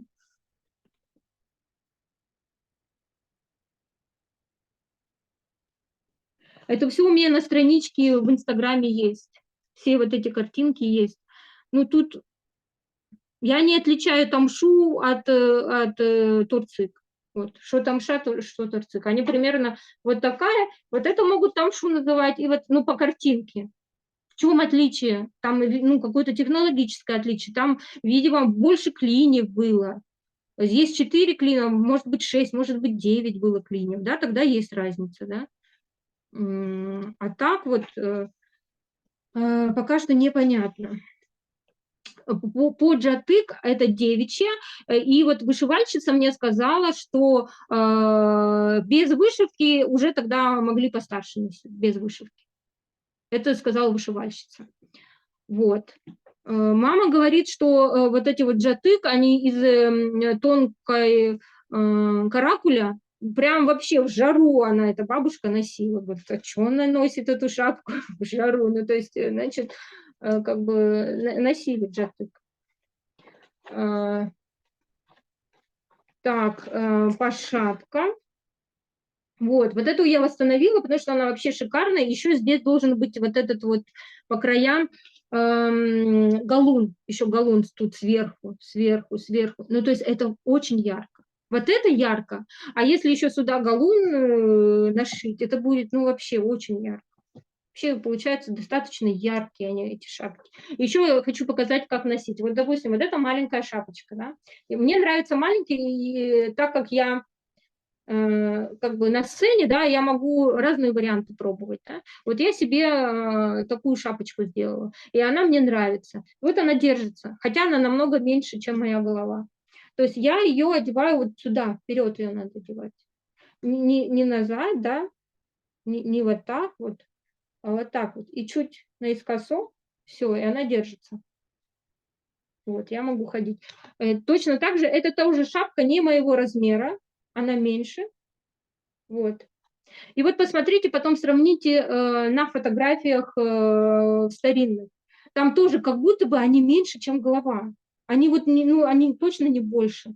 И смотрите, расстояние между, где шапка вот она на основании, и где уши у нее. Вот у тех, кто носит эту шапку. Там большое расстояние. Вот этот торцик. Всем известный торцик, его носили все, получается, до пожилого возраста. Но опять же, чем старше ты становился, тем там меньше должно быть вышивки. И получается, тем меньше вышивки.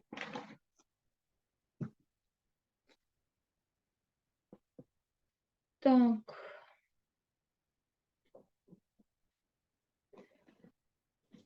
Что-то я еще хотела сказать. Мгм. Цыгдык. Цыгдык — верхняя безрукавка. Почему нет утилитарной функции у цыгдыка? Потому что он тоже не застегивался. Тут тоже могли быть 2 пуговички, могло и быть без пуговичек. Еще могли быть подвязы, и могло быть без подвязов. Еще могли быть, замечали, там как будто клапаны на цыгдыке. Замечали?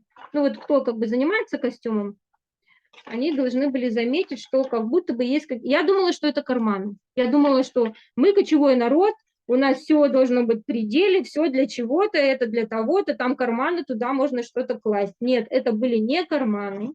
Сейчас покажу.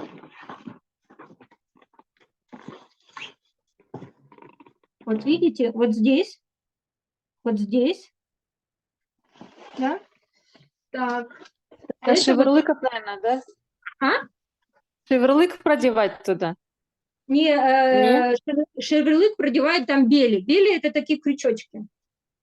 Бели — это А. крючочки, это другое. Туда продевали шеверлыки, туда платок навязывали, и еще туда ключи могли быть, там какие-то приспособления там для дома от сундуков, что-то. Бели тоже были. И, значит, это хаптага назывались. Хаптага — это как поясные украшения. И бели, и эти хаптага, они относятся к поясным украшениям. Ну и, скорее всего, этот подвяз тоже, подвяз, который вот здесь вот был, да, тоже относились к поясным украшениям. Все поясные украшения. Если у девушки, у нее был прям пояс, то у женщины не было пояса, но были поясные украшения. Они как бы огибали этот пояс. Это могли быть 2, могло быть 5 вот этих вот хаптагов. И это нас отсылает, как исследователи связывают это, допустим, у алтайцев до сих пор сохранилось, что они пуповины своих детей, они зашивали, там, допустим, девочки в треугольники, мальчики как рыбки. Они зашивали в такие кожаные мешочки, и там нашивали такие украшения, бусинки, ракушки, каури там нашивали. И они носили это на поясных, тоже на поясе, на этих белях. Если у нас бели — это просто кусочек ткани привязан, ну, то есть пришитый, то у монголов, у наших родственников, другие рода айратов, которые находятся в Монголии, которые находятся в Китае, у них это могли быть серебряные такие вот круглые штучки на кожаных или еще каких-то креплениях. Это тоже какая-то круглая штучка, куда цепляются различные украшения, платки. Допустим, если у нас принято до наших дней как бы дошло, что калмычка там белый платок или какой-то платок, то у других наших родственных народов айратских на территории Китая там, и Монголии у них могло быть много платков. То есть прям расцветие какой-то платков. И это все крепилось к белям. И вот эти вот все как бы поясные украшения относят к обереганию вот этого производительного низа, то есть она этой частью как бы женщина рожает, то есть она производит животворящие, то есть рождение жизни происходит у нее здесь, и поэтому у нее вот эти вот охранные функции вышивка несет. Но у алтайцев, у калмыков же тоже есть, что пуповины не выкидывали калмычки. А куда они их девали, вот никто не знает, куда-то девали, да, то у алтайцев эти пуповины зашивались в мешочки определенных этих, и все подвешивалось у нее к вот этим белям. То калмыцкие исследователи связывают, что вот эти хаптага, которые у нас остались, и у монголов они остались, и у других наших родственных народов остались эти хаптага, что это отсылка к вот этим пуповинам, которые также были подвешены здесь. То есть, а потом они перестали подвешиваться, но вышивка осталась. То есть вот эти вот орнаментации, это осталось, потому что орнаментация, она была на этих пуповинах. То есть и их зашивали и орнаментировали. То есть там был орнамент на этих пуповинах, там все подвешивалось, какие-то украшения были. Что вот я только не поняла, это наш вариант хаптагов, это более ранний, а потом стали алтайцы делать зашивать сюда именно сами пуповины, либо у нас более поздний, то есть мы перестали подвешивать пуповины и просто как бы вышивками определяли, понимали, что вот это вот как бы связано с деторождением.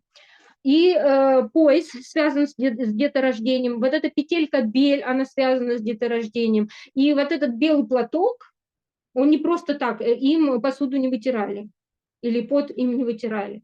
То есть у нее утилитарной функции у этого платка нету. И поэтому, почему исследователи говорят, что у нее просто это все знаки. То есть она вот это вся в знаках и ходила. То есть ни для чего, не для того, чтобы волосы не морались. Да? То есть у девушки типа не мораются, а у женщин стали мораться, она взяла, делала шедеврики. Нет, не поэтому. Вот. И белый платок – это вот тоже оболочка, которая отвечает за деторождение и за вот давание этого деторождения. То есть вот эта связь с предками, которую дают этот расплод.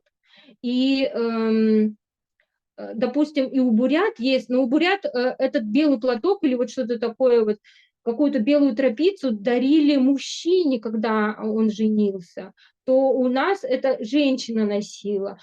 Если у других родственных народов, там в Китае или в Монголии, у них вообще много этих платков, но это тоже связано с деторождением, связью этих предков и деторождением.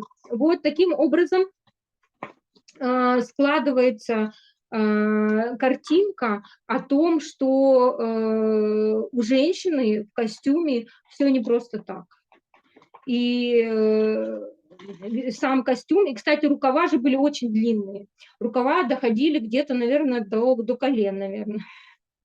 Ну, потому что женщина, как в книге в семантике, да, семантика традиционного калмыцкого костюма, там они связывают с русскими народными сказками, говорят о том, что вот она там на правую руку повела, там то у нее налево на руку повела, у нее то произошло. И на Цагансар тоже есть такое, что женщина не должна была показывать свои руки, она не должна была подавать там что-то, трогать своими руками. То есть руки должны закрываться. То есть она тоже, видимо, что-то могла этими руками сотворить. То есть, и вот эти вот длина этих рукавов, она тоже была не просто так.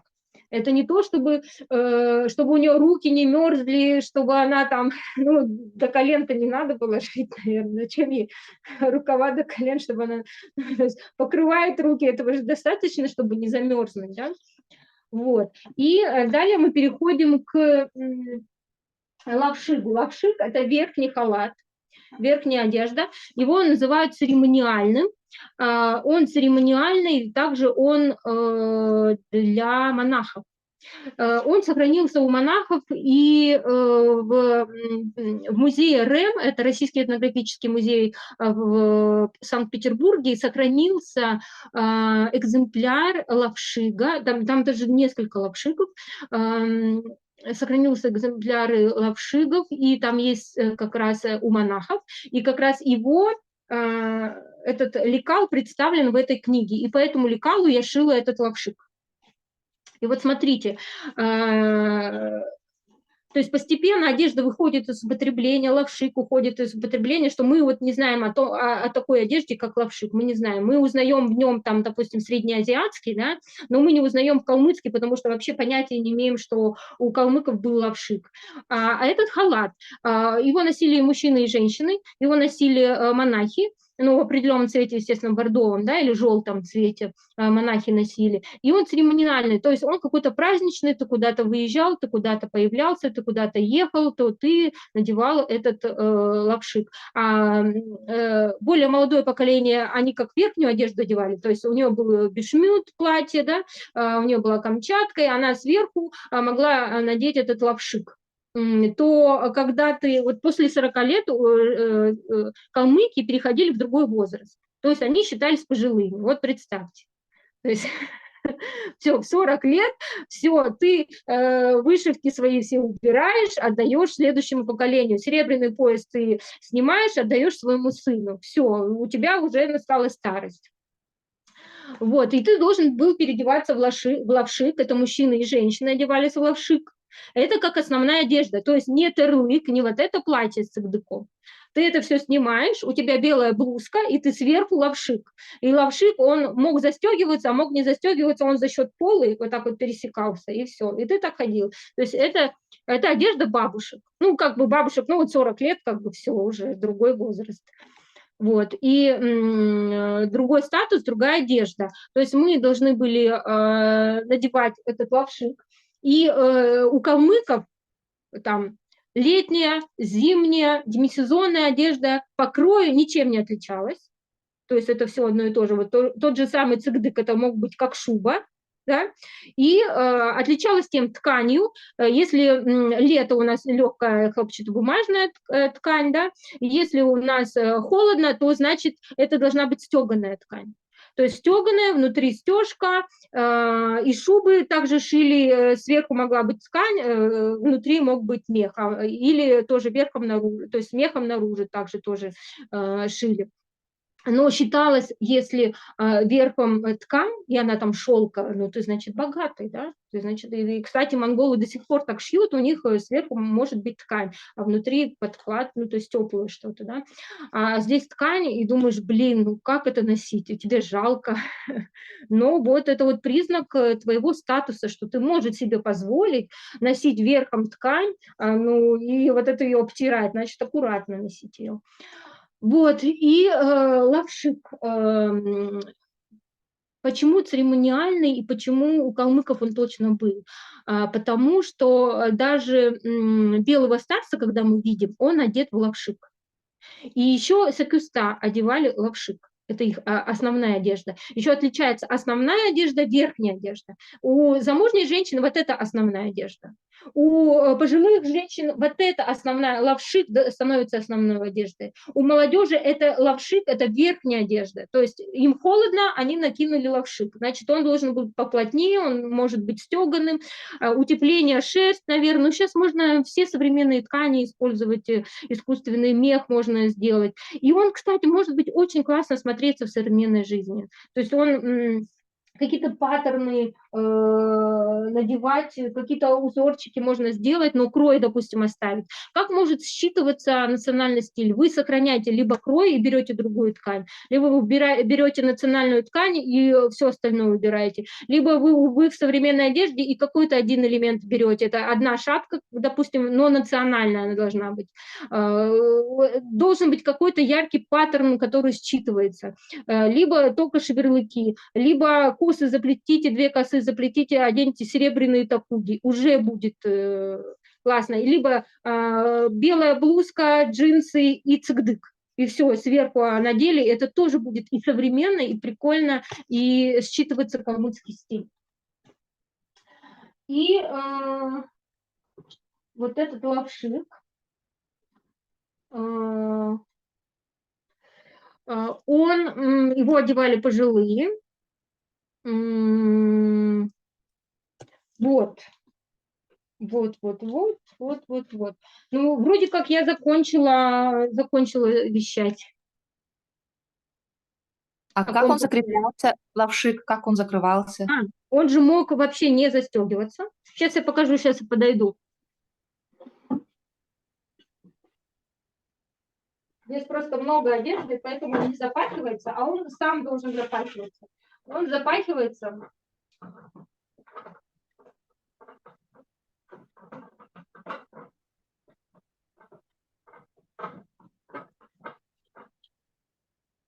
Он, видите, сам запахивается за счет клиньев. Вот видите, какой угол идет. Угол сильный идет. Сильный идет, вот видите. Он так и вот так вот по кроям сильно вот этот угол сюда идет. И они перекрещиваются. Лекалы все есть у меня в Инстаграме.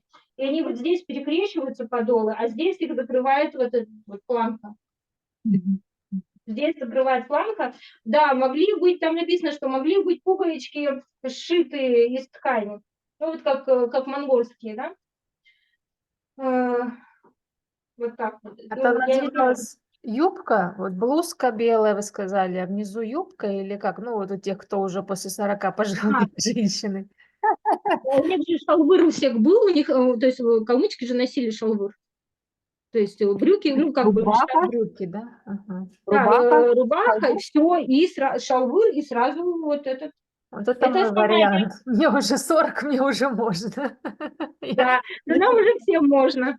Нам уже всем можно. То есть, получается, под лашуком была как бы нижняя одежда, что ли? Получается, как Да, бы. ну потому что это становится основное платье. Это основное Да, платье да. лапши.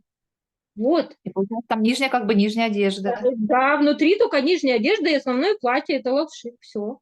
А штаны были длинные тогда? Это как бы панталоны, что ли? Ну, какие, ну да, вроде как, да. Это как панталоны, широкие, наверное. Да, да, да. Ну вот есть музейные есть картинки, фотографии. Я пока не поняла крой, что вот в таких книжках, да, в таких книжках есть описание, ну, я по описанию, я не такой человек, чтобы понимать. Там есть описание, допустим, лапшик. Если бы не было картинки, ну, это трудно понять.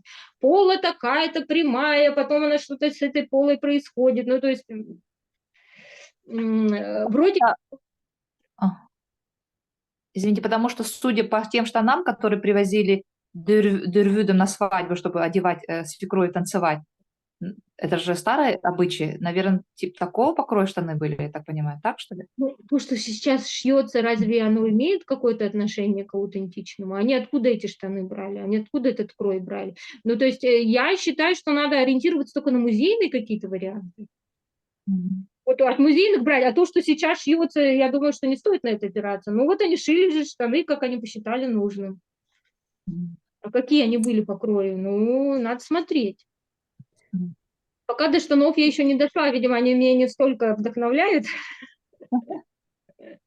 Вот, ну, потому что там каждая из тем, каждая, она неоднозначная, то есть куча вопросов. И поэтому невозможно сделать все правильно. Я уже подумала, просто делай, там тебе подскажут, там тебе там насоветуют тебе. Ну, то есть Советников они много.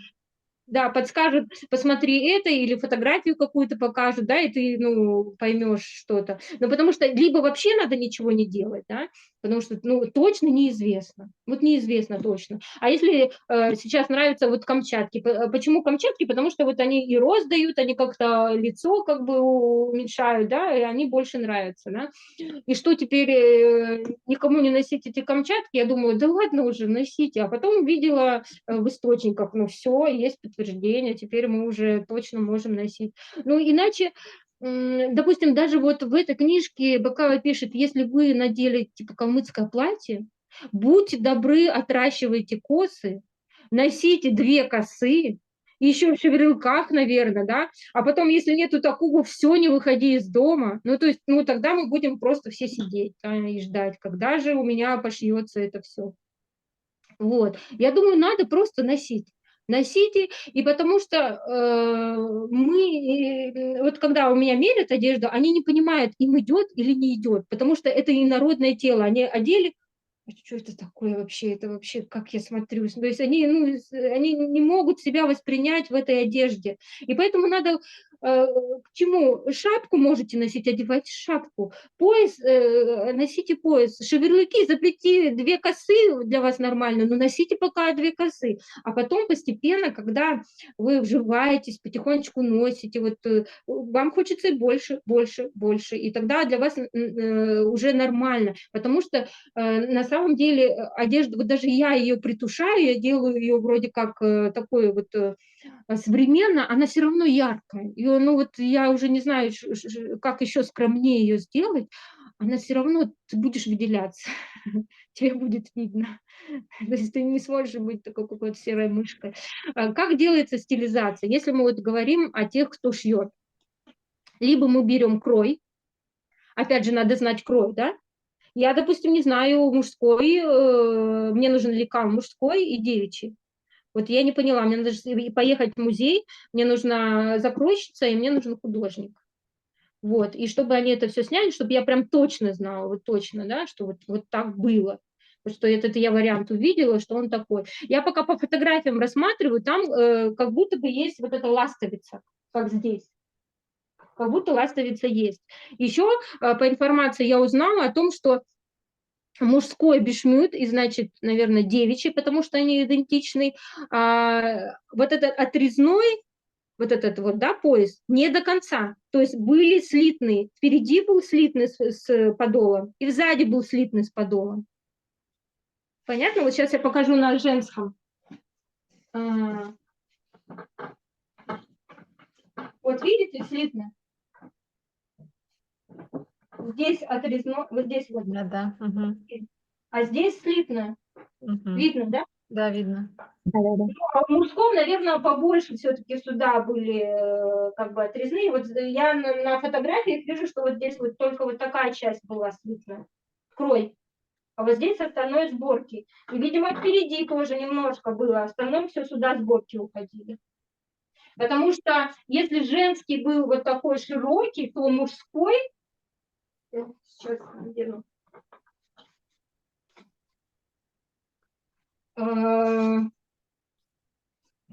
Мужской, он же был очень притален. Он был прям тютелька в тютельку, в талию прям был. И здесь такие крючочки, они прям, ну вот, я не знаю, как они влезали туда. И у девичьим тоже были крючочки, она прям, все у нее прям было очень сильно приталено. И получается, и у мужского, получается, крой-то вообще, извините меня, не экономичный. Если ты должен был и верх, и низ сделать литым, ну, даже кусочек этот. И это типа продление жизни. Это вот, если ты так обрежешь, то это отрезаешь себе жизнь. Это пока что я вижу по информации и по фотографиям, но я не видела это вот лекала вот такого, чтобы разборного лекала, вот как, допустим, у лапшига есть, как у тырлыга есть лекал, я не видела. Только судя, если по фотографиям судить, разбирать этот крой. И если он подтвердится, если он схож с тырлыгом, то о никаком заимствовании бешмюта не может идти речи, если крой, ну то есть если лекал схожий. Да, у женского и у мужского. Ну, о каком заимствовании мы можем говорить? И, кстати, в семантике, в этой книжке, она тоже утверждает о том, что калмыцкий бешмет, он не взаимствован.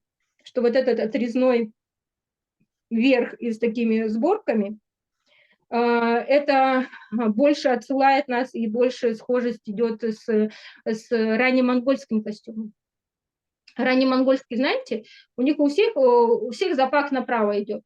Если у монголов вот здесь вот такая, как бы выпад идет сюда, да, вот сюда выпад и у бурят, и у монголов сюда выпад, вот они дель вот сюда делают, это маньчжурское влияние.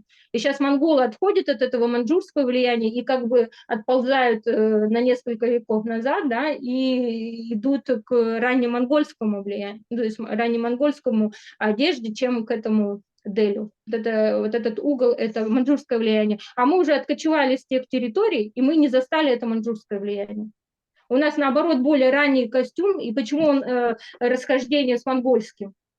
То есть почему калмыцкий мужской имеет расхождение там с монгольским? Потому что у нас более ранний вариант того же тюрко-монгольского костюма.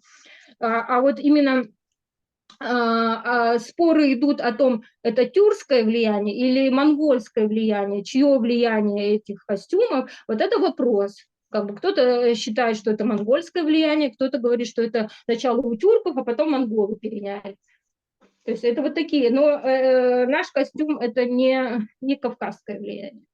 И это мнение сложилось, кстати, и от Сычева, Сычев исследовал, да, но он не исследователь, он же не этнограф и не историк. Сычев, он художник, декоратор.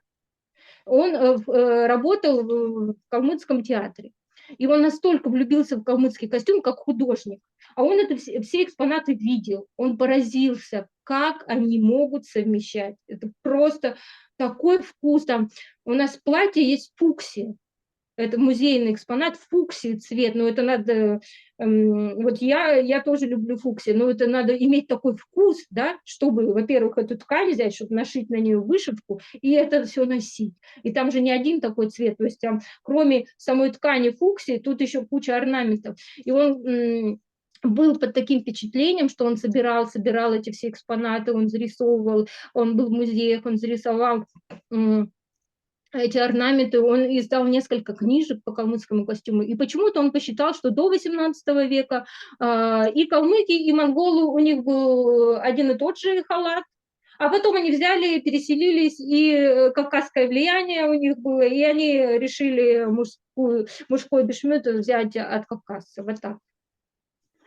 Вот, сейчас исследователи говорят о том, что это неверно, потому что сейчас, наверное, больше доступа к информации, то есть мы можем видеть тюрко-монгольский. Потом, когда мы же жили на территории, огромной территории, и это в тюрко-монгольском вот этом пространстве возле Алтая. Мы там формировались как этнос, и наш костюм формировался. И, допустим, зафиксированы и калмыки, и их орнамент, и их костюм, он зафиксирован в атласе Сибири. В атласе Сибири, то есть калмыцкий костюм, потому что мы были на той территории, и мы относимся. И там наш костюм относится к южносибирскому типу одежды и восточноазиатскому. И мы в какое-то время, я сейчас могу наврать, в общем, какие-то века мы были одним из самых многочисленных, так, Джунгарское ханство 17-18 века, около 1 миллиона. Около 1 миллиона человек достигали, видимо, айраты. То есть мы были одним из самых многочисленных народов в Центральной Азии. Но тогда кто у кого что заимствовал, ребята? Кто у кого? И почему наш лавшик не должен похожим быть на среднеазиатский, когда мы были в Центральной Азии одним из самых многочисленных народов? Мы просто его забыли, мы просто перестали его использовать. А другие народы, в том числе казахи, узбеки, кыргызы, они вот такой халат используют. Но они просто его до сих пор используют, а мы его не использовали. Вот. Вот. Также, что делать для стилизации? Можно использовать буддийскую символику. Да, она использовалась и мужчинами, и женщинами буддийская символика использовалась.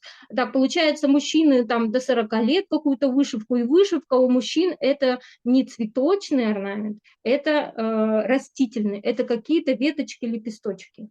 Это какие-то веточки, и еще мог быть лотос. Именно лотос в вышивке, и все. Что можно использовать? Вот это вот типа такого имитация галуна, допустим, да, вот такие для мужчин. Вот что-то такое можно использовать.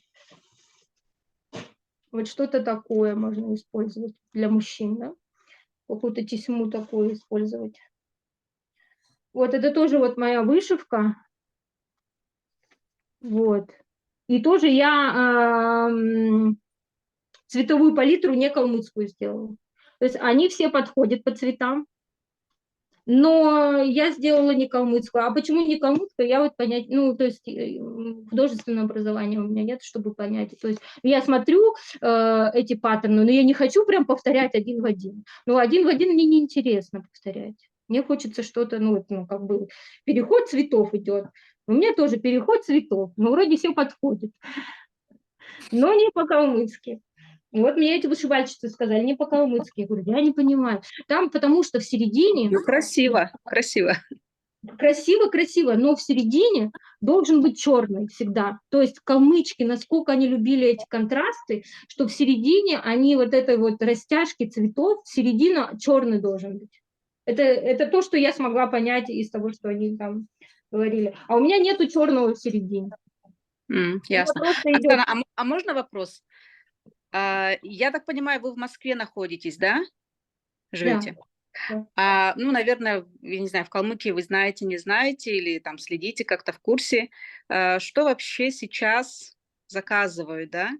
Вначале вы вспомнили, что калмыки как бы не особо используют калмыцкую одежду в повседневном стиле, повседневной жизни и так далее, да?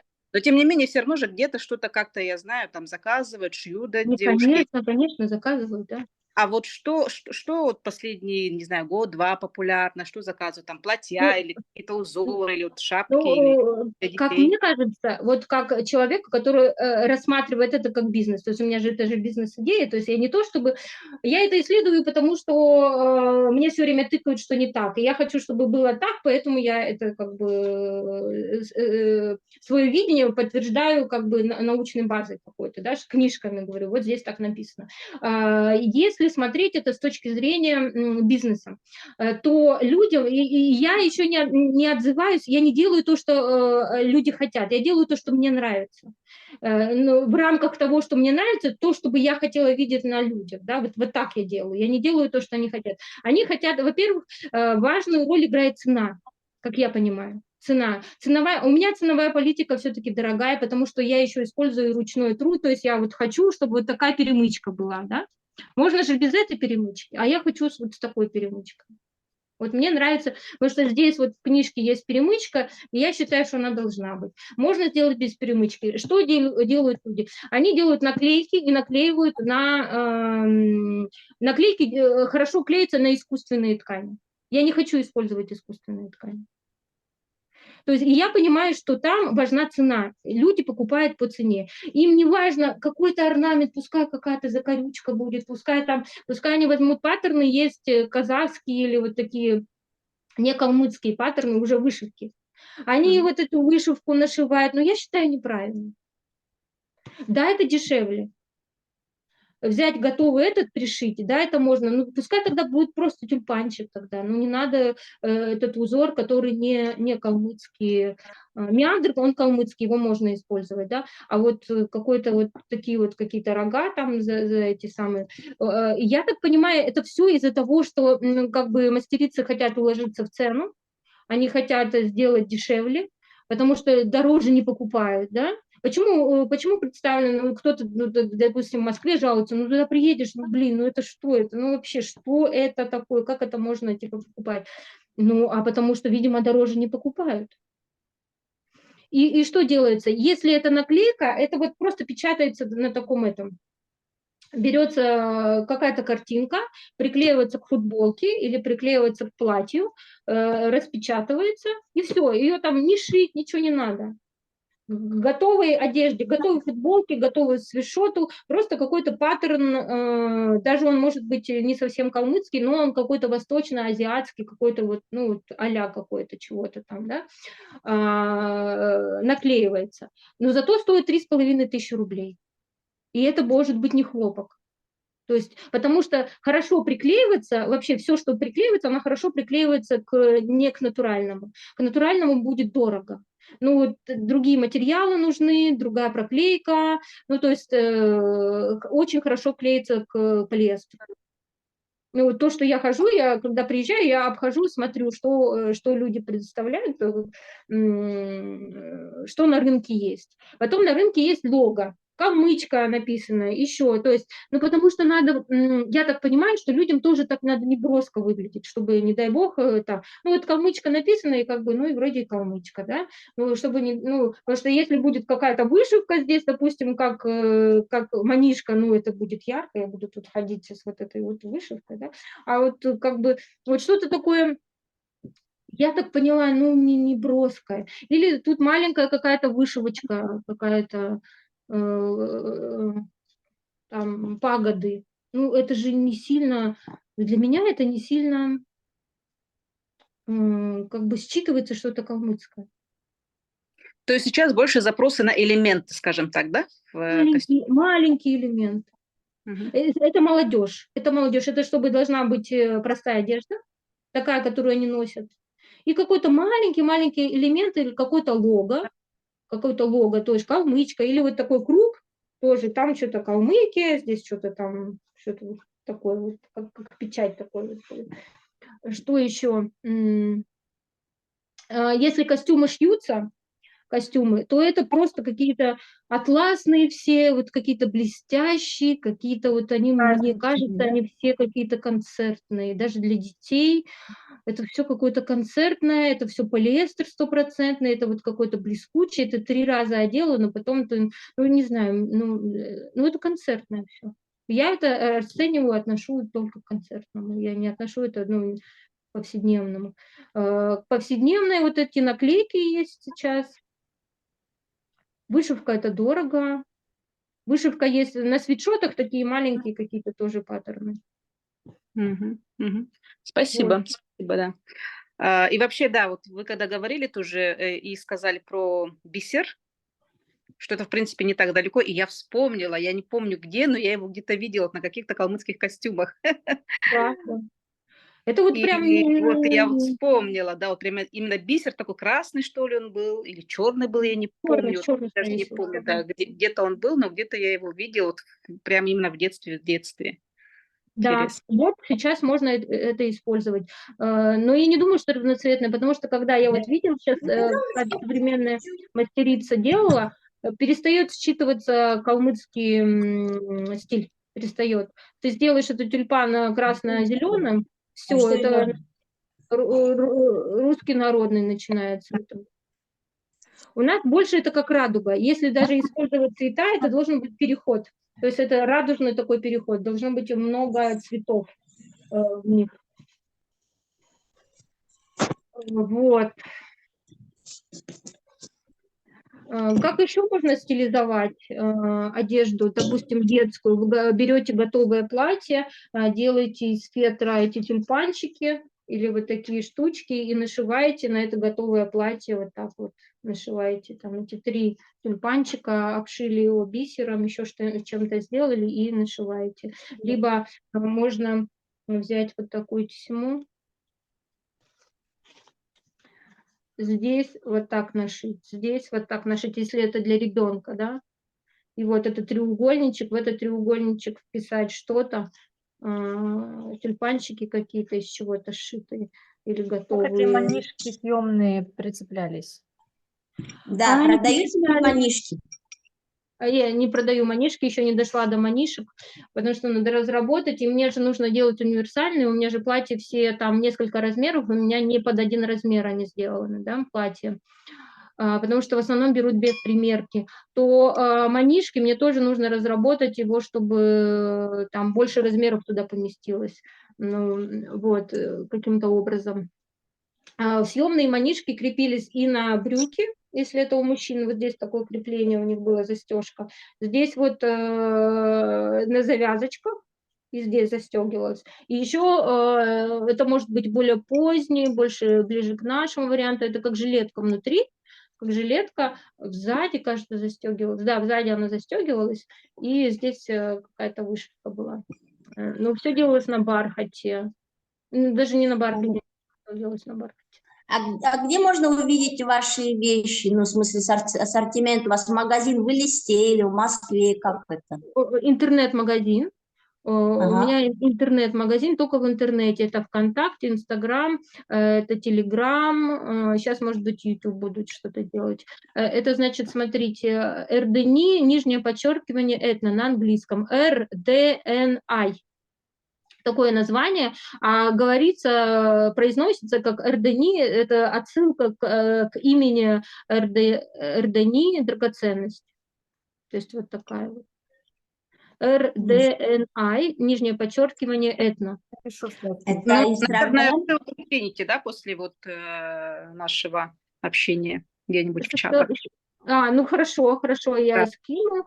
И могу также вот в электронном виде, вот эта книжка есть. Мне все, я вам напишу сообщение, вы мне все пришлете, а Да. я всё сделаю. Да, вот эта книжка есть в электронном виде. Что еще?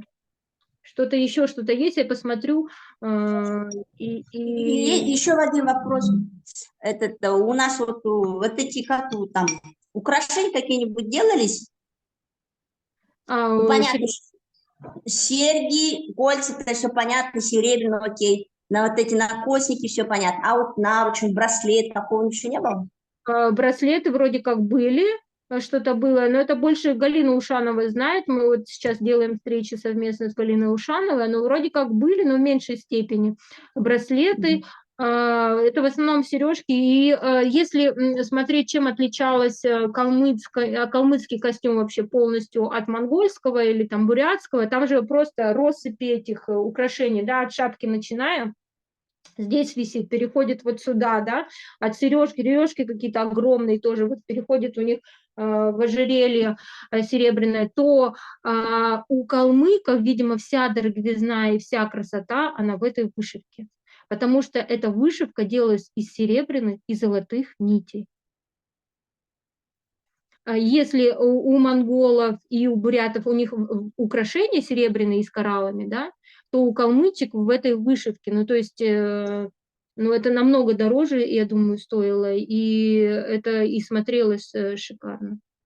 Вы представляете, обшить весь сыгдык, весь сыгдык по краям, все это вышивка. Ну, это Нет, просто... ну это правда. Наверное, поэтому, например, у меня нет такой мании одевать эти бусы-мусы. Я вообще не понимаю. Мне лучше красивую одежду, да, но бусы-мусы я не люблю. Может быть, это действительно в крови. Ну вот, а сережки были где-то 11 сантиметров, они даже были длиннее, чем такуги, потому что там было ушко же, определенное ушко, вот чем характерно, кстати, отличается от других народов калмычки, это вот этими сережками с ушком треугольным. Вы видели эти треугольные ушки? Кстати, Галина Ушанова, она как раз продает такие. Мне дарили. Да, вот здесь ушко треугольное, вот здесь треугольное, огромное ушко. Видите? Вот, да, и вот это характерная особенность именно калмыцких украшений, вот такие. Но, да, если вот не видеть, ну, даже по картинке смотреть и не видеть живьем эту вышивку, ну, кажется, у нас такой скромный костюм, у нас очень нескромный костюм.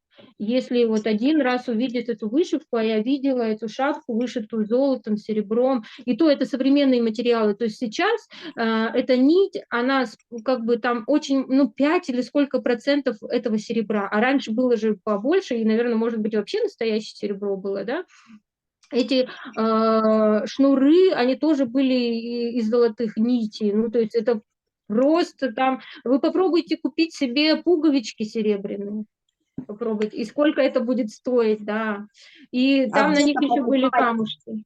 А? А где это покупать? Вы говорите, пуговички серебряные. Галина Ушанова делает эти пуговички серебряные с камушками разные делает. Она в листе? Она и в Москве, и в Элисте. Сейчас она в Москве, а так она и в Элисте. То есть она в доступе. Я могу сказать, ее контакт тоже скинуть.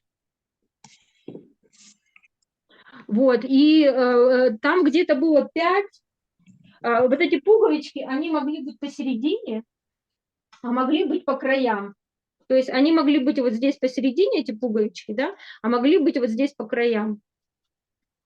Ну, вы представляете, сколько по краям надо пуговичек? Я, когда была на Кавказе, я хотела себе серебряные пуговички купить. И где-то это у мастеров, прям напрямую у мастеров, это не перекуп, это не в магазине. В 2500 это самые простые просто шарики. Это просто шарики без каких-то там сложных элементов, вообще без любых элементов, просто какой-то шарик на ножке. Это стоило 2500 рублей одна пуговичка. Ну вот считайте, это самая скромная пуговичка, а если сделать нескромную пуговичку? Ну и вот и посчитайте, сколько это будет стоить. Мне кажется, с И одной вообще, стороны, хорошо, что это не украшение можно украсть, а тут это попробуешь отодрать от воров.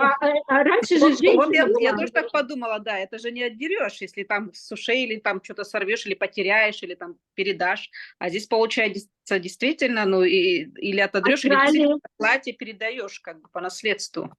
Только как Там же эта вышивка, да, она могла отрываться, ее можно было оторвать, то есть отшить. Ага. Нашиваться она могла на ткань, а могла отдельно вышиваться и уже туда А, пришиваться. Вот так она могла, а, да. И ее можно было на другой цыгдык, допустим, на другой тырлык. Ну, потому что окей. она дорогая была. Ну, это и трудоемко, и это очень, ну, и по материалам дорого. Получается, что крали просто сразу женщину крали. Ну Женщина да, же да, имела, легче уже, да, женщина украсила. же имела ценность, да, ее, это же было, ну, в степи, в Великой степи женщина была ценностью. Так она была, могла быть замужем, ее уже крали. И при Чингисхане вот сколько, ну и сам Чингисхан, то есть это была нормальная история вообще. Женщина была в цене, она была, тем более еще с такими украшениями. Понятное дело, она богатая, с какого-то знатного рода, она просто так. Или, допустим, когда они могли Колым заплатить, крали, да.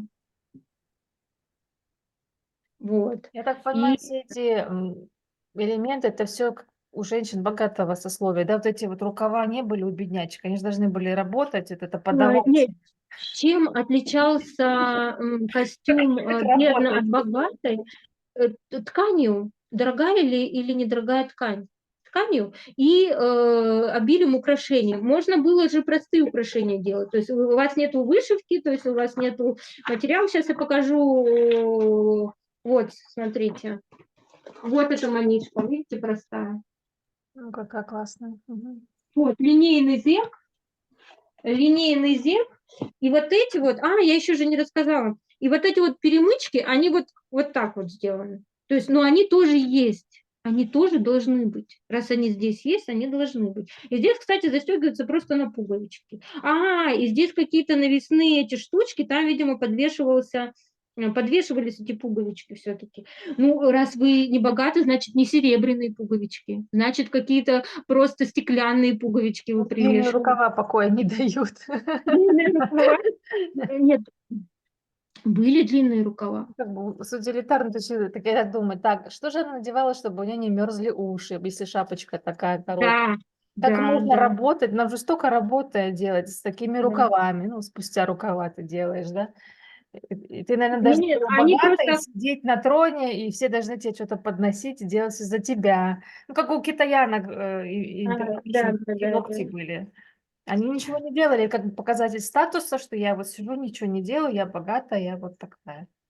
Нет, эти рукава, вот почему здесь много вот таких вот, потому что вот Классные. они, да, собирались, и они вот придавали еще вот такую здесь, Вот я эти такой самые. оверсайз такой люблю. Да, да, да. Вот это как раз все отсюда. Почему собирали? Потому что здесь на самом деле не так много сборок, чтобы это был вот такой рукав. Мгм. Я же шью и думаю, блин, откуда такой рукав? Почему? Ну, вот сколько тут надо собрать, чтобы это вот так вот выглядело, да? Ну, невозможно. А это еще за счет того, что у нее собиралось отсюда. И здесь вот, видимо, этим манжетом цеплялось, и вот так вот было. А, видимо, в определенные моменты, там, обрядовые, она это все отпускала, и у нее висели эти рукава. Вот, потому что на Цахансара она не должна была показывать руки и дотрагиваться руками там до чего-то.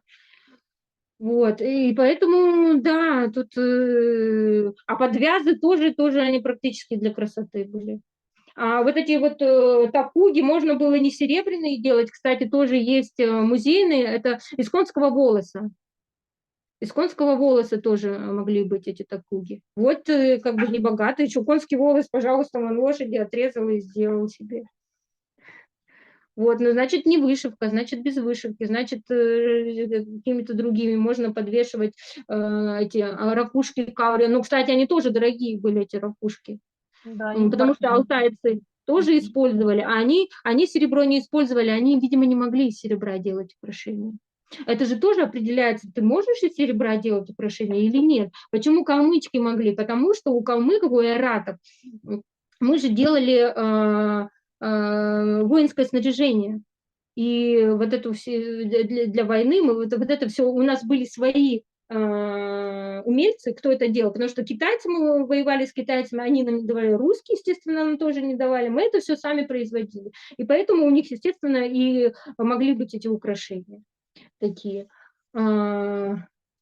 Потом мы, конечно, больше к Кавказу, но даже если мы заказывали кавказцам, то орнамент должен был быть калмыцким, потому что на каких-то поясах я видела, что там была тамга, то есть это калмыцкий тамга, это знак рода.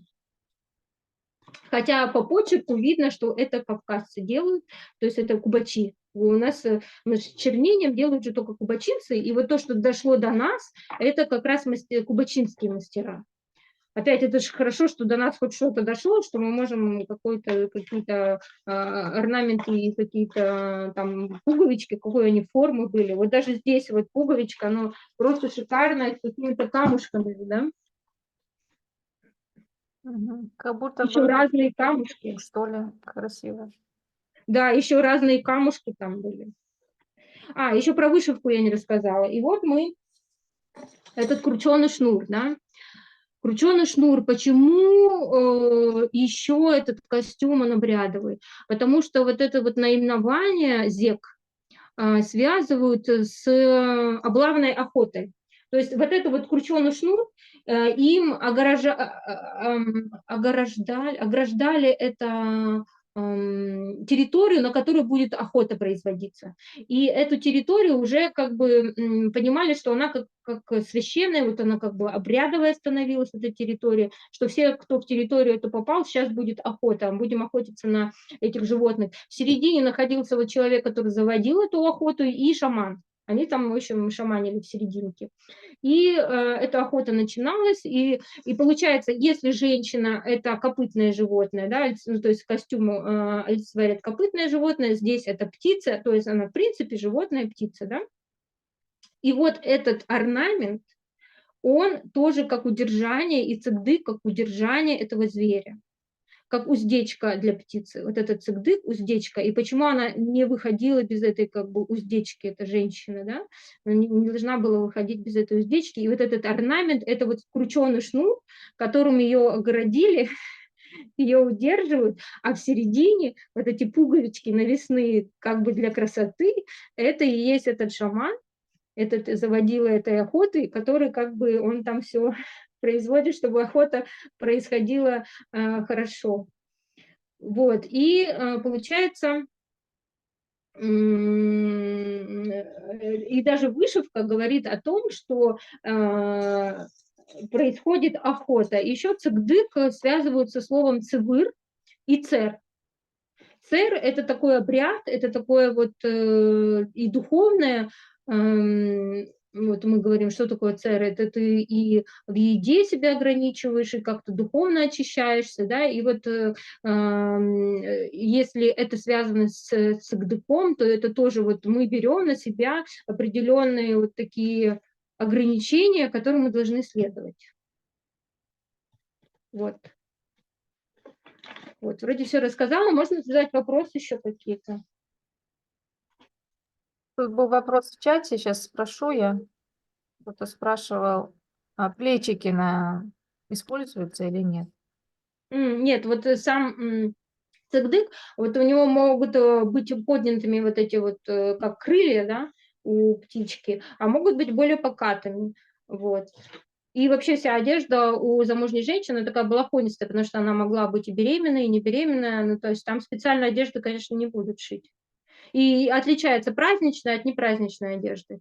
Если с вышивкой, конечно, ее не стирали. И она могла быть без вышивки. Здесь могла быть какая-то стежка, здесь стежка, что-то там нашито здесь, и все, это более повседневная одежда. И вот как раз повседневная одежда могла называться хуцан.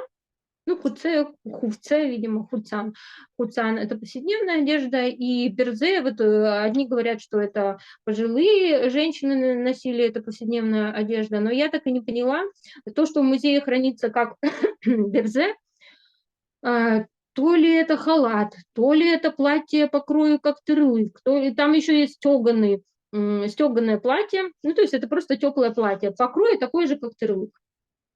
И называется оно берзе. Я не могу понять, чем отличается берзе от тырлыка. И поэтому я пока, по берзе у меня вопросы. Повседневное платье было, оно без вышивки, без этих. Насчет рукавов не знаю, но мне кажется, если крой один, он должен соблюдаться везде. То есть это должен быть такой же крой. Угу. Там еще один вопрос в чате, сейчас скажу. Есть ли фото, рисунки, стежки на цыгдык? А это простые такие вот полосочки. Вообще, я еще скину свою страничку в Пинтересте, и там у меня есть папка Калмыкии. И вообще все старинные фотографии, которые я нахожу, они находятся там. Но там очень много. Там по некоторым можно пройти, и это как бы к первоисточнику можно попасть. А Хорошо. какие-то без первоисточника. Но там даже я знаю, что они у меня там хранятся какие-то фотки, но чтобы их найти, там надо просто пролистывать какие-то там полчаса, чтобы я нашла какую-то фотографию. Вот там есть вот старинные фотки. Также на моей страничке в Инстаграме есть какая стежка. Ну, это простые полоски. В общем, это чем меньше, тем лучше. Я так поняла. Что еще вопросы? Задайте и пойдем, а то уже мы долго сидим. Мгм. Ну, небольшой вопрос. Вы говорили, использовали бархат, шелк. Какие еще ткани использовались? Ткани. Ну, парча. Там еще какие-то старинные названия, которые вот сейчас, ну, это надо искать, и и что они означали. Так я поняла, что это бархат, парча, сукно, шерсть домотканная какая-то. Потом Олеся Калмыкова, она говорит о том, что такой шелк был муар, он как будто с такими разводами. И он как-то вручную делался, ну, кроме того, что он ткался вручную, он еще как-то загибался, что-то с ним делали, чтобы такие волны появились. И вот эту ткань точно не мочили, ее нельзя было мочить, потому что она потеряла бы вот этот свой вот этот муар. Вот, ну, это точно были какие-то китайские, индийские, может быть, среднеазиатские, там, узбекские какие-то ткани у тех народов, которые занимались качеством изначально. Мы не занимались качеством никогда, то есть кочевые народы не занимались. Вот. Ну, то есть это дорогие ткани. Ну, если это праздничная одежда. Если не праздничная, это хлопчатобумажные ткани, хлопок. Шерсть, хлопок, сукно. Понятно. Спасибо.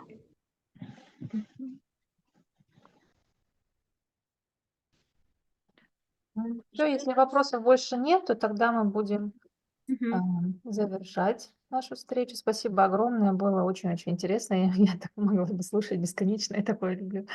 Мне кажется, нам Мгм. всем было очень интересно послушать. Мгм. Да, спасибо. Спасибо. Спасибо, Оксана. Спасибо, спасибо Спасибо, огромное. Оксана. Очень интересно да, было. Да, Творческих успехов вам. спасибо. Спасибо.